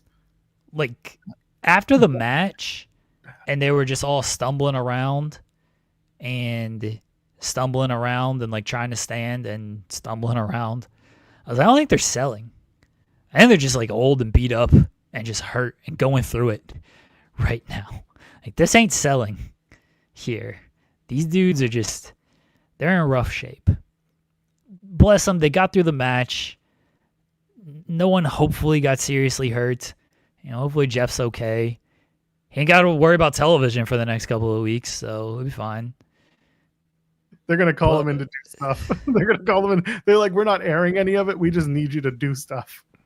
But hopefully everyone's okay. Again, they got through it. It wasn't going to ever be great, right? Again, all these dudes are 48 plus. Devon ain't wrestled in forever, or at least not consistently. Bubba barely wrestles. Jeff and Matt are who they are in 2025. You just weren't going to get a whole lot here. They did what they could with the limited movement they had at their age. And as long as they were happy with it and that's how they wanted to go out, then cool. I'm not gonna poo-poo on that. Sure. I'm sure Bubba's going to sit there on his show for weeks to come and be like, I'll get emotional, but I got emotional after the match because my emotions are for sissies, first of all. But I want to tell you, we went out our way and we're never coming back. The Team 3D is dead. Notice how he won't say the Dudley Boys. So Team 3D is dead. We're done. We did everything we needed to do. We got Spike. By the way, I did like Spike showing up for this. And he came out and he wanted to be a part of this, and we wanted him to be a part of it. We wanted him to take a table bump, but he just wouldn't do it. I guess he just doesn't have emotions like I do now. And then we're going to have to wait until Saudi Arabia to see it again, baby. No Rhino? Where was Rhino last night? He should have been a part of that. Why? He's with Edge and Christian. He should have been a representative for Edge and Christian in the match. No. He should have taken all 4 men out and be like, fuck you, this is my ring. No. Yeah, why not? Come on, they love that WWE supremacy. Rhino should have come out with the hardcore title. Remember that? No, a little bit, not too much. No. No, it was perfectly fine for what they wanted it to be. A love letter to pro wrestling. I mean, that wasn't really a love letter to pro wrestling. That was a love letter to themselves. Yeah, that was a love letter to TLC and jerking yourself off. Yeah, it was self-love. That was a self-love letter is what that was. Yeah. And it was fine for what it was going to be in 2020. It could have been a whole lot worse. I would have laughed a lot more if it was a whole lot worse. It would have made more fun for me if it was a whole lot worse. They got through it. That's that. Someone saying that was a dick pic to pro wrestling. That's awful. I love it. All right. What else do we have to talk about? This show was fine. Indy Hartwell did not win the TNA Knockouts World Title. It makes sense with Kalani Jordan. I gotta say, I know a lot of people, myself included, were saying Kalani will just be a transitional champion because they've been dealt kind of a shitty hand, TNA, in terms of the booking of the Knockouts division since Slammiversary. They got, they did the JC Jane stuff, and then Ash was there, and Ash had to give up the title for her reasons. Everything that's going on with Masha and the internal investigations and the allegations, so you can't use her either. So they pivoted, they gave it to Kalani. I talked about this last night with Jensen. The one thing that makes sense with Kalani is they clearly see something in her long term at WWE, but they haven't given her the world title. Not the NXT Women's Championship. They haven't given her that. Instead, I think that what they're doing, while they could be doing it quicker, they might see her long term as a tentpole in the division. So instead, they're giving her the Knockouts World Championship as a, can you build this title around this group? We're going to let you run with it instead of making you a 2-week champion. And if it works, then your NXT callback is going to be even greater than whatever you're doing now. And we see great promise in you down in the future. And it's fine. I think right now for what she's doing, she's solid. She's learning and she's getting better. She had a serviceable match with Indy. I'm not going to sugarcoat it. I don't think Indy Hartwell's a very good wrestler. I think she is a good entertainer, but I think her wrestling kind of lacks in certain ways. Is that something that could be fixed? Yes, it can be with coaching, and they have some of the best people working in TNA for that. There are names there that can do really great work with someone like Indy. With that all in mind, she does not capture the title. Her family came all the way from Australia just to watch their daughter get beat, because that's just what you do. And Kalani Jordan's still the TNA Knockouts World Champion. Unfortunately, it makes me feel like Tessa's going to be the person to beat Kalani. Oh, that would be unfortunate. But well, there's a lot of things in TNA that are unfortunate. Yeah, the Knockouts division isn't all that strong right now for reasons you mentioned, and they could use some NXT talent. And if Kalani is someone who can kind of carry the division for a little bit, that's fine. Kalani's good. She kind of got phased out of NXT after losing the Women's North American title, and she hasn't been, as prominent as she was with everything. So she's kind of like Trick right now. Honestly, is Trick kind of got phased out of the NXT World Title picture, and so they just put the TNA title on him, and that's kind of what they were doing with Kalani as well. So I wouldn't be shocked if she has sort of a long run, and then hopefully you can build somebody up to take the title from her, whoever that might be. I have no idea at this point. Like, it might be Tessa, but the match, yeah. Speaking of people who brought in their family to be a bunch of losers, Gia Miller. That was the other match with the family involved. Yeah, Tessa beat Gia. I think I get it. Again, I get it because they're going to try and book Tessa back into the Knockouts title division. Sure, whatever. I thought, honestly, they should have just beat Tessa and been like, you want to go work CMLL? Go back. Bye. But I guess for some reason they like her. And sure. I thought it was very funny that on Fightful Select, we had reported, Tessa had the kayfabe suspension because she was going to get elective surgeries. And then she immediately drops the video, I got a boob job. So... good for Tessa. Whatever makes you feel good about yourself, I guess. I'm not going to shame anyone for making choices for their bodies.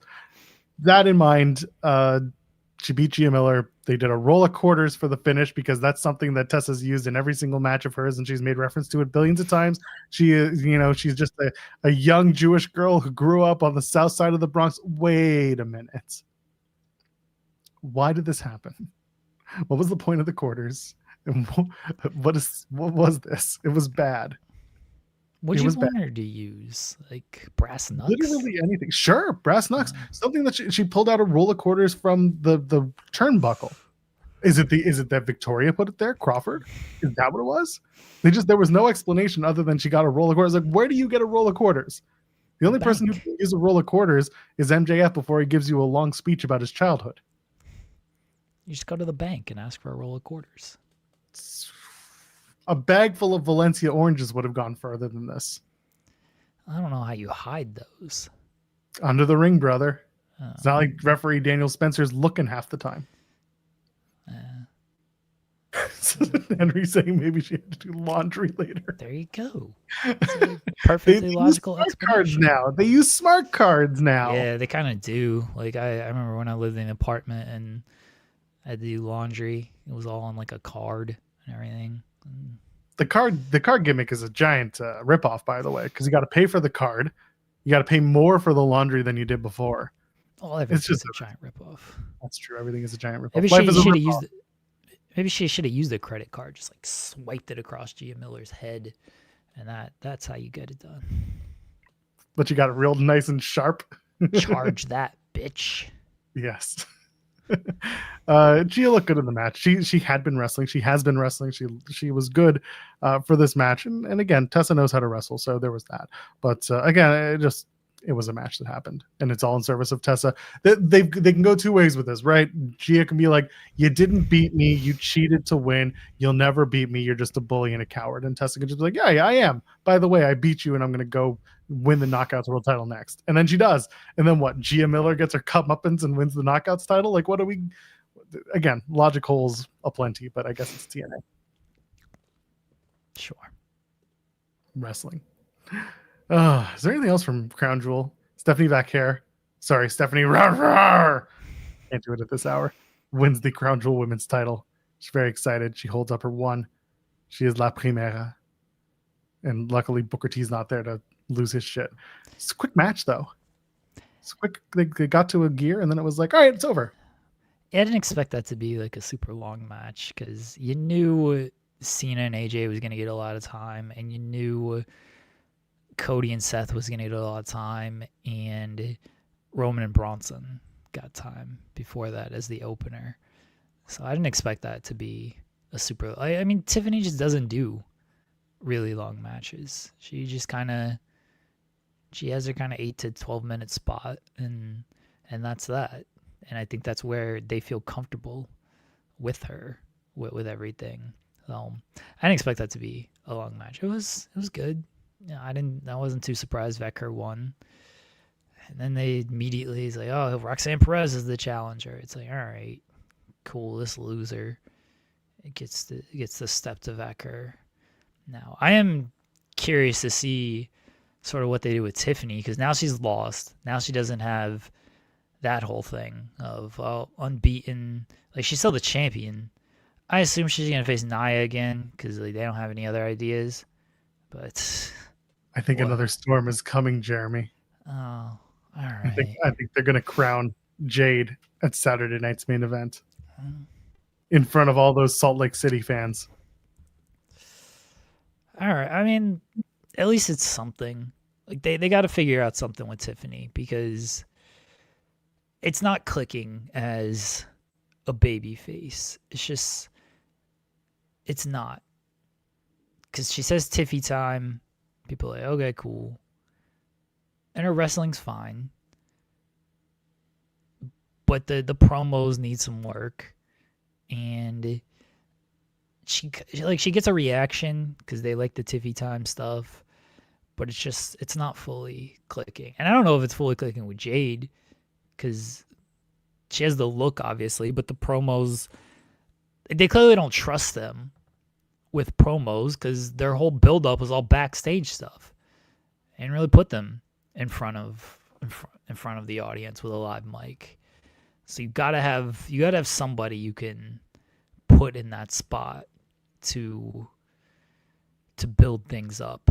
And I don't know if it's Tiffany where they can get with her, or if they use somebody else in that spot. SmackDown, it's just it's weak right now.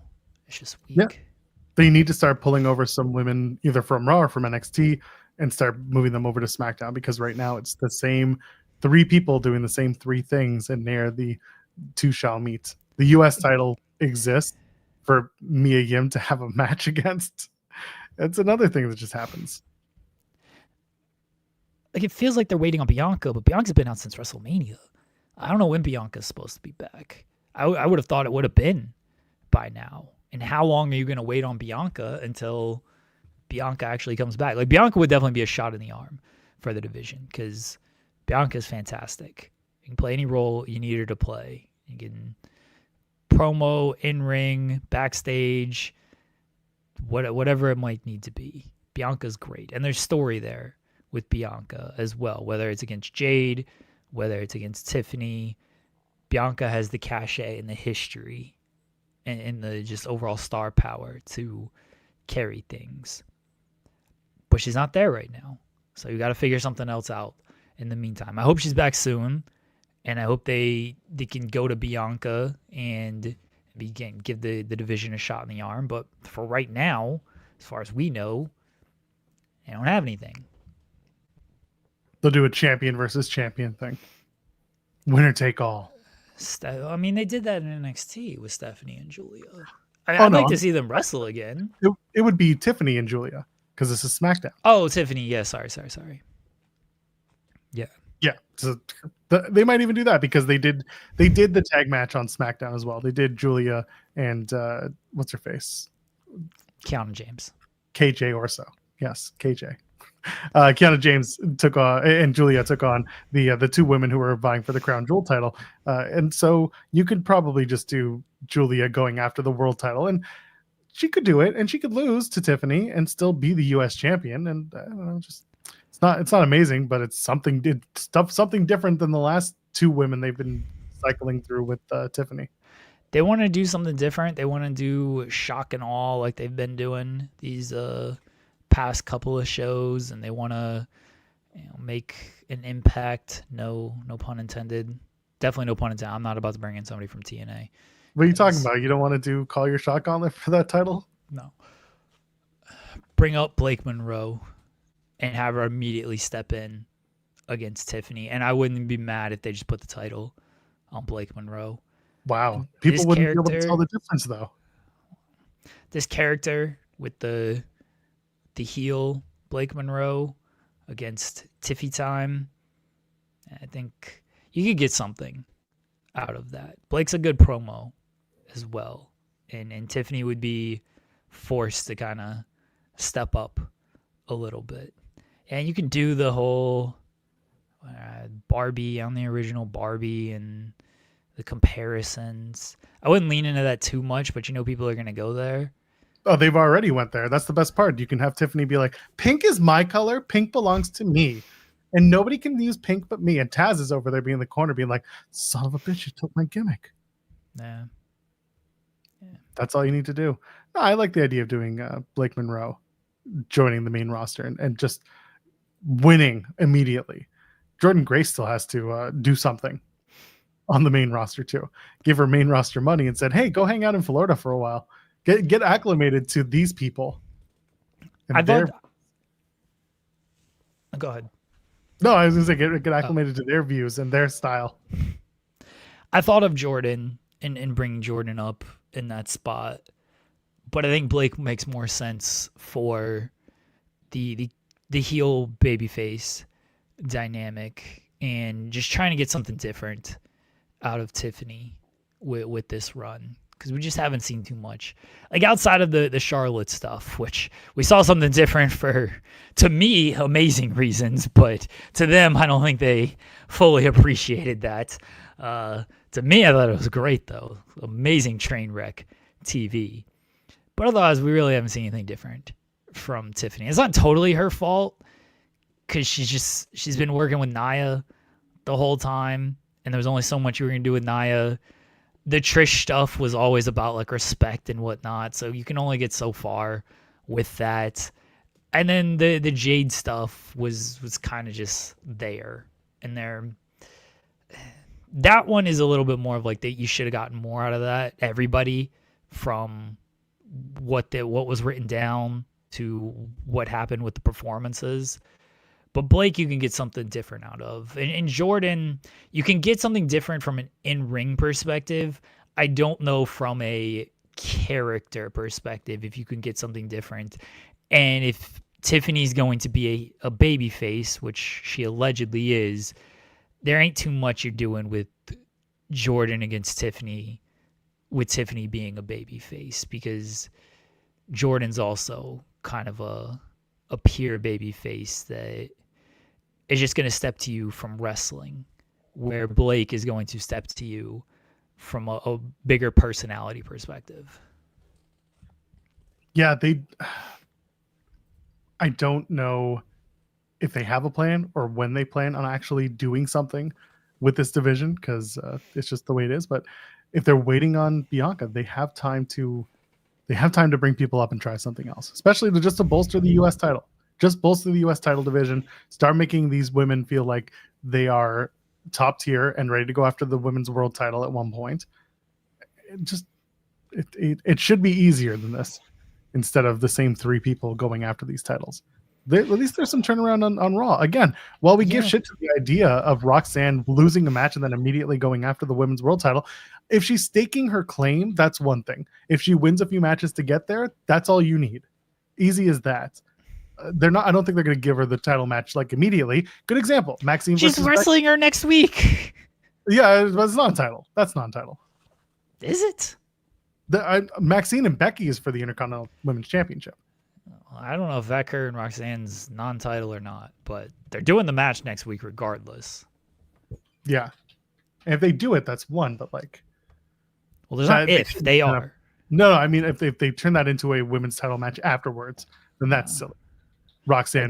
It doesn't look like it does look like it's a non-title match, so okay, but they're still doing the match. Yes. Which I don't think Roxanne's gonna win, so they could cheat to win.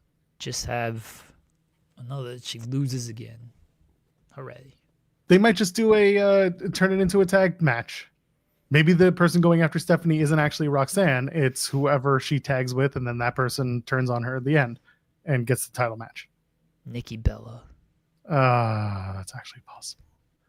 They are in San Diego next week. Or not San Diego, they're in Sacramento. They're in California. Heel Nikki Bella. That's what I'm here for. Could happen. Would be fun. Hate this. Why aren't you hating on Nikki? Nikki and Vecker just hitting the shit out of each other? Rule.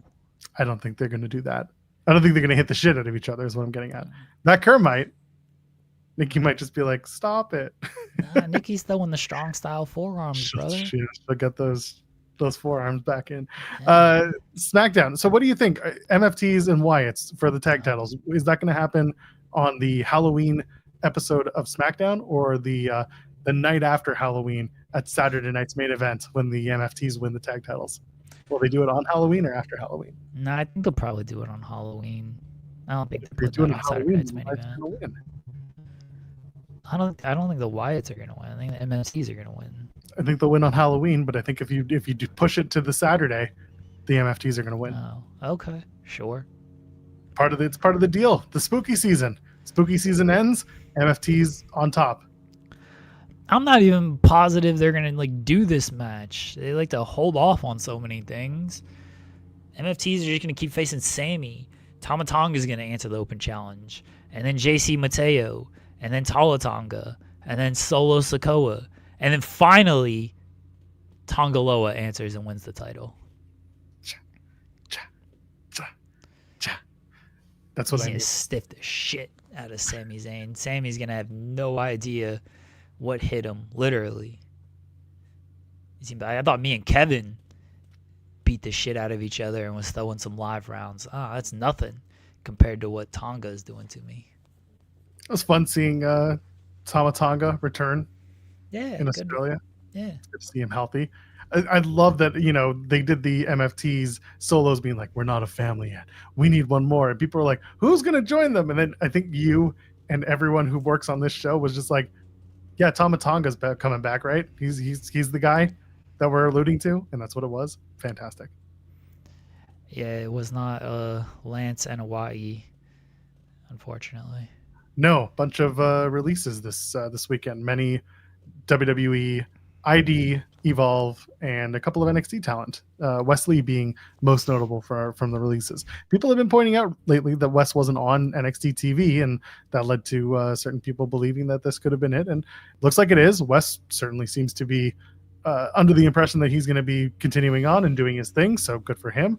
But some of the talent are going to keep wrestling, and some of the talent are going to move on. That's just the nature of being plucked out of the NIL world, the sports world.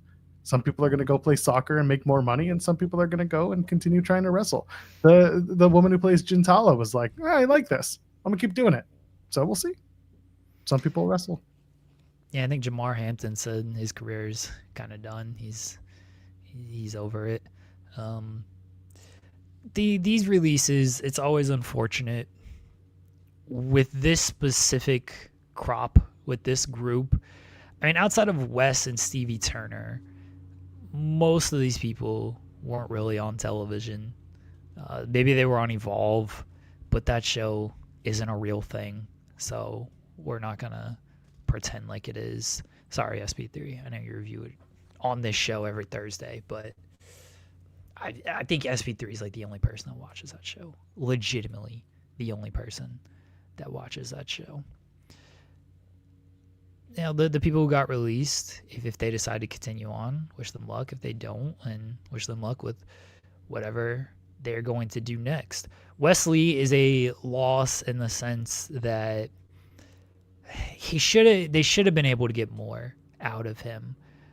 But it feels like the back injury just derailed everything for him. Because he was rolling as the North American champion. He was doing great. And then the back injury happened, and then he just never regained that momentum. They did the Oba feud, and then after that, it was just, it wasn't there after that. They tried to pair him with DuPont and Tyreek, and High Rise was like fine, but they clearly weren't super invested into them past, we're going to use you as fodder for Trick, like as kind of almost heaters for Trick, essentially. And yeah, he'd been on television for a while. They should have been able to get more out of him, but he'd been there for 5 years, and he was just in NXT. And I don't think they ever had plans to call him up at any point. And if you're not going to do anything with him, hopefully he can just find good work on the independent. I assume he'll land in TNA. It's the Rascals.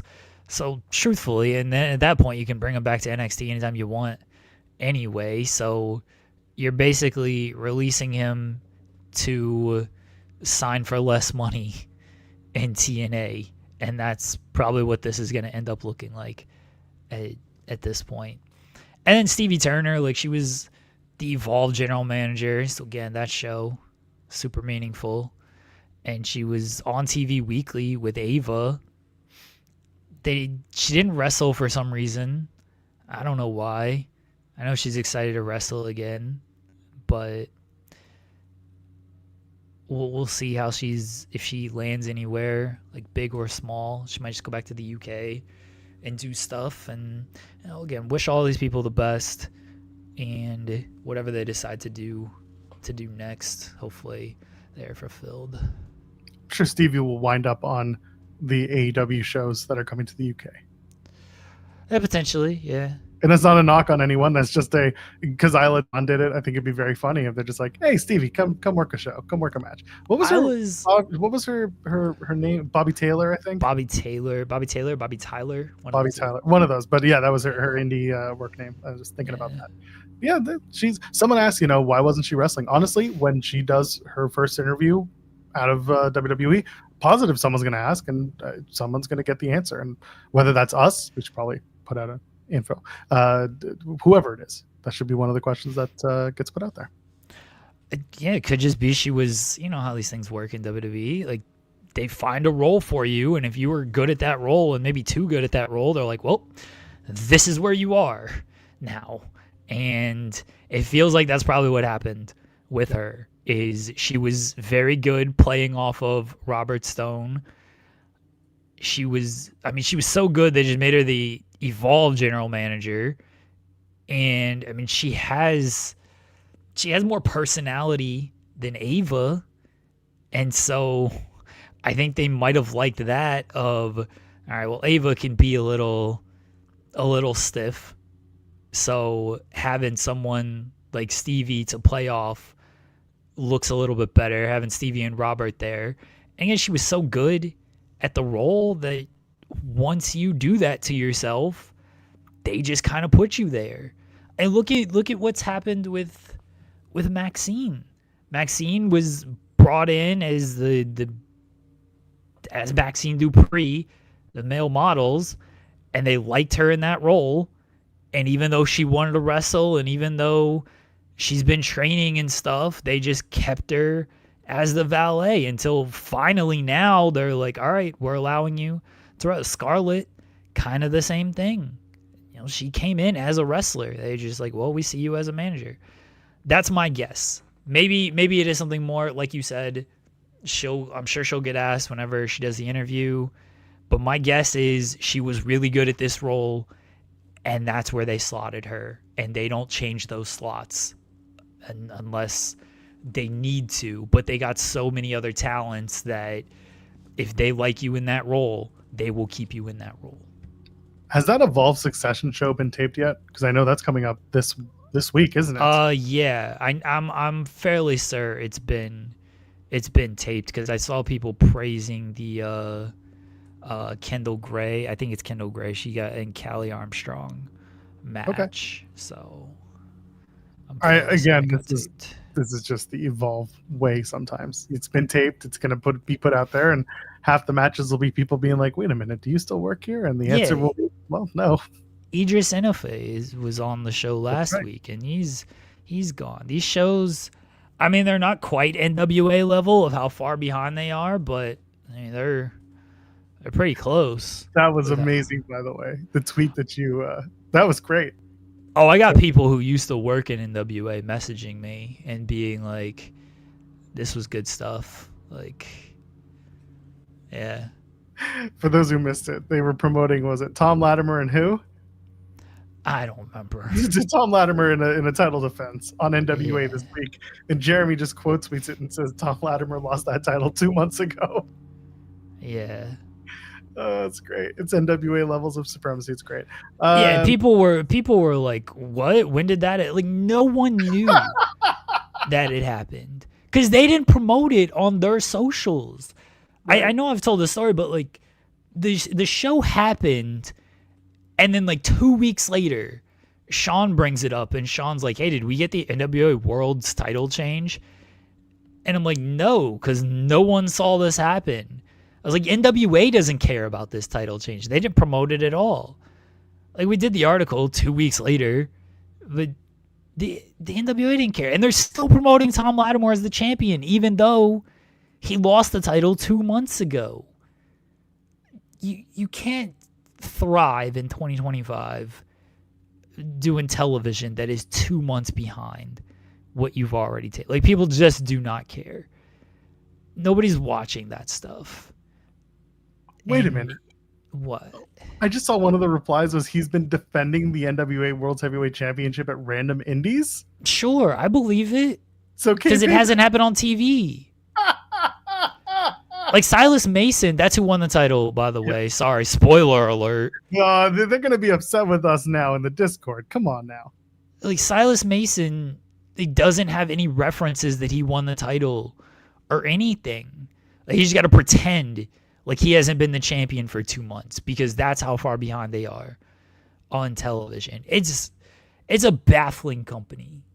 And the fact that like people who used to work for the company are like, yeah, great tweet. Like, this popped me. This, like, things are so. This was not their terminology. I'm using a different term. Things are so Mickey Mouse over there that it's just no one knows how it's run over there. It doesn't make any sense. They get no buzz. There's just nothing going on in the NWA. Billy's just doing his own thing, hoping that at some point somebody pays attention to him. And it's probably not going to happen. And he's just not going to admit that this whole project has been a failure until we buy it and I turn it into, what are we calling it?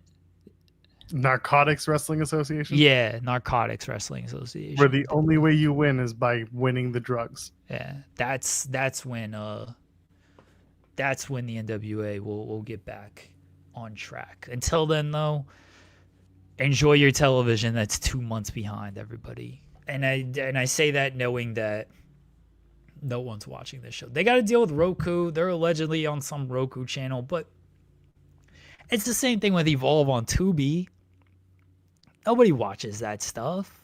Yeah, just because you're there doesn't mean the eyes are too. Right. There's so many options out there. Like, you're better off on YouTube. I guess if you're getting paid, like, and YouTube is not working as well. But there are so many options out there that, like, Roku and Tubi just, they don't have that kind of juice. You know what I mean? They ain't big streaming platforms for people. They're accessible, but that doesn't mean people are using them. Like, that's what they like to tout is, 80 million people have the Roku app or whatever. It's like, cool, but like, who uses it? Who's logging on to Roku daily to see what's available? I love it when people use that terminology. The 80 million people have access to the Roku app. But you know what else they have? A TV that happens to have Roku that they don't care about because they didn't buy the TV for the Roku app. They bought it for literally everything else that's not Roku. It's the same thing with, NWA was airing the shows on X, on Twitter. And so was Speed. WWE was airing the matches on Speed, or the matches on Twitter. And everybody's like, oh, look how many views this gets. Look how many impressions this gets. It's like, well, yeah, because you calculate it in a bullshit way to make it seem like you're doing something. But there's no actual buzz or sustainability with this. So what you're trying to say here is that wrestling ratings that are driven by big data and panel, BD&P, are in fact the reason why wrestling is failing? Are we trying to say the wrestling is this why TNA doesn't have a new TV deal? Actually, I do legitimately think that the BD&P stuff has given some pushback to the TNA deal. I do legitimately I don't know for sure. I'm not reporting. It's a vibe. I wouldn't be surprised. Yeah, we report on vibes around here, folks, not facts. That's why I say it. It's just a vibe. Yeah. This is not me reporting anything. It's just a vibe.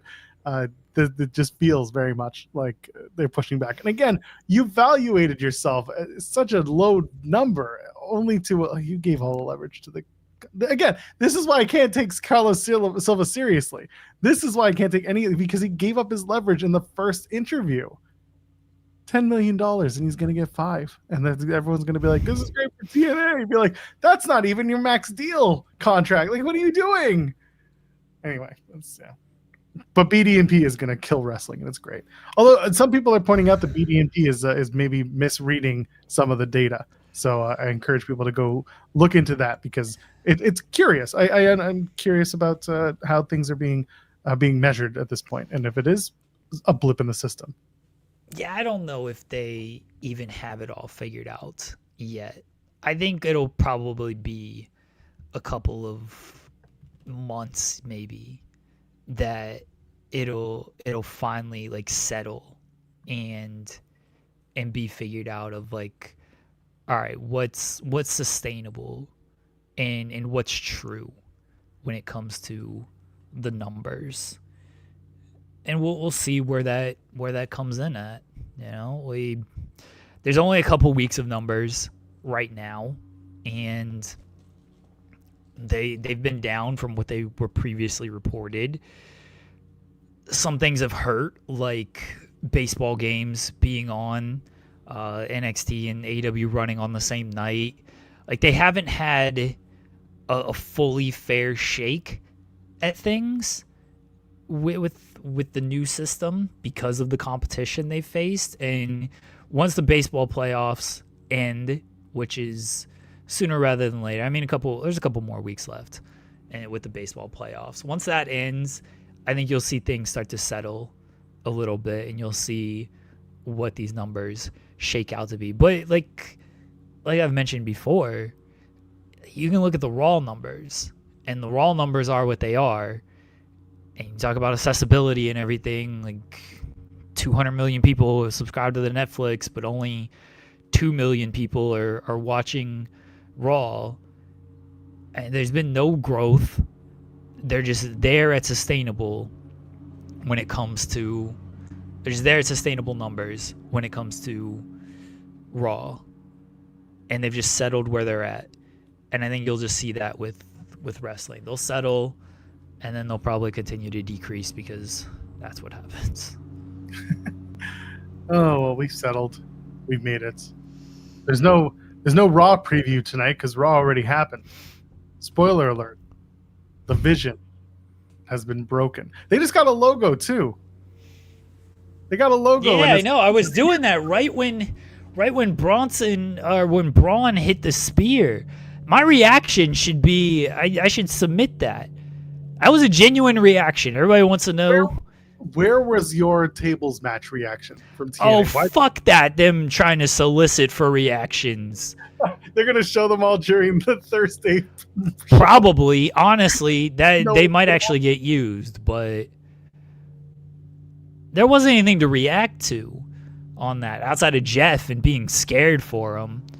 But otherwise, like, oh, gosh. It's going to be a bunch of people in the crowd taking with their camera phones and the reaction to the Jeff stuff, and then someone will be like, "That was beautiful. I used to love that in TLC. I even love them. Where was Edge and Christian?" Yeah, it's Jules pointing out the Star Trek thing. We talked about it earlier. It was they're doing the Wolfenstein. That should be, honestly, that's what should happen. Is Braun Breaker comes out on next Monday's Raw and be like, "What you don't know is that I'm a really big Star Trek fan, and when he pitched that this should be the sign for the Vision, that was the last straw for me and Seth Rollins. So I dogged his ass. The Vision's dead." Sorry, went a little too far there.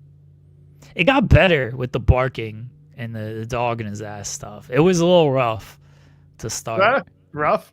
Yeah, I knew what I was doing. Yeah, it was a little rough there, but it got a little bit better as you went on. The Vision's dead. So that's Monday Night Raw. Oh, and also AJ Lee got a tag team title shot against the Judgment Day. Oh, you confused me there for a second. That's why we do it here. AJ Lee did what? Yeah, AJ Lee got a tag title shot against the Judgment Day. That's happening. Shout out to her. Shout out to her. She's just chilling, collecting that check, brother. Just hanging out, bro. Yeah. She's got to take care of the dog, not go to Australia. Perfect. Who needs a 20-hour flight? I've done that. That commute sucks. 16 hours to Sydney from LAX. Brother, unless you're first class, it sucks. And I've never been first class for that flight. I'd love it, but nope. Don't want to do it again. They got charter flights. Damian Priest is, dressing up like superheroes. Everybody's getting liquored up and stuff. They're fun. Good time. People shaving eyebrows, all the norm. You got people like who just re-signed, got a big deal. Santos Escobar got re-signed. He had his own private jet for this show. Wasn't even on it, but he got that was part of the perks. Good for him. Flown over. Yeah. Hey, on SmackDown, by the way, Aleister Black's got a new person. The Black family. Black family. They have become. That's true. I guess Friday they did. You guys were doing this on Friday because the show was at 8 a.m. So we don't even have to talk about SmackDown at this point. No. Yes, the Black family. Go check out the shorts. All right, we can get out of here then. Jeremy, you got anything to plug before we go? No, I'm going to sleep, everyone. I've gotten 45 minutes of sleep in the last 26 hours. I'm very tired. There's no Raw tonight. I'm going to bed. Although the Avs play in like 30 minutes. I don't know what they're doing playing at 12:30 on a Monday. It's I guess a holiday like Monday. Yeah. Oh, we do have to do the Dijak thing. Shit. Are we doing that today? I thought we were gonna do this another day with No. It's only a minute. Dijak's skimping, unlike Alvarez. That's awful. You get what you pay for, I suppose. Yeah. So I gotta. Yeah. All right. Here's the Sens what? Sens play at 1:00. Okay. Yeah, I'm gonna watch the Avs and fall asleep. Volub won the XP1 for September. Brian Alvarez now charges too much for a cameo, but Donovan Dijak does not charge too much for a cameo. So here we go. Donovan Dijak presenting the top weed. I'm going to be honest. I have no idea how to pronounce this, but I'm going to try. Volab! Hopefully that's close. Volab, what's up, man? This is pro wrestling superstar Donovan Dijak, and this is my daughter, Amelia Dijak. Congratulations. I heard that you are the monthly XP1 winner of In the Weeds for being the top weed.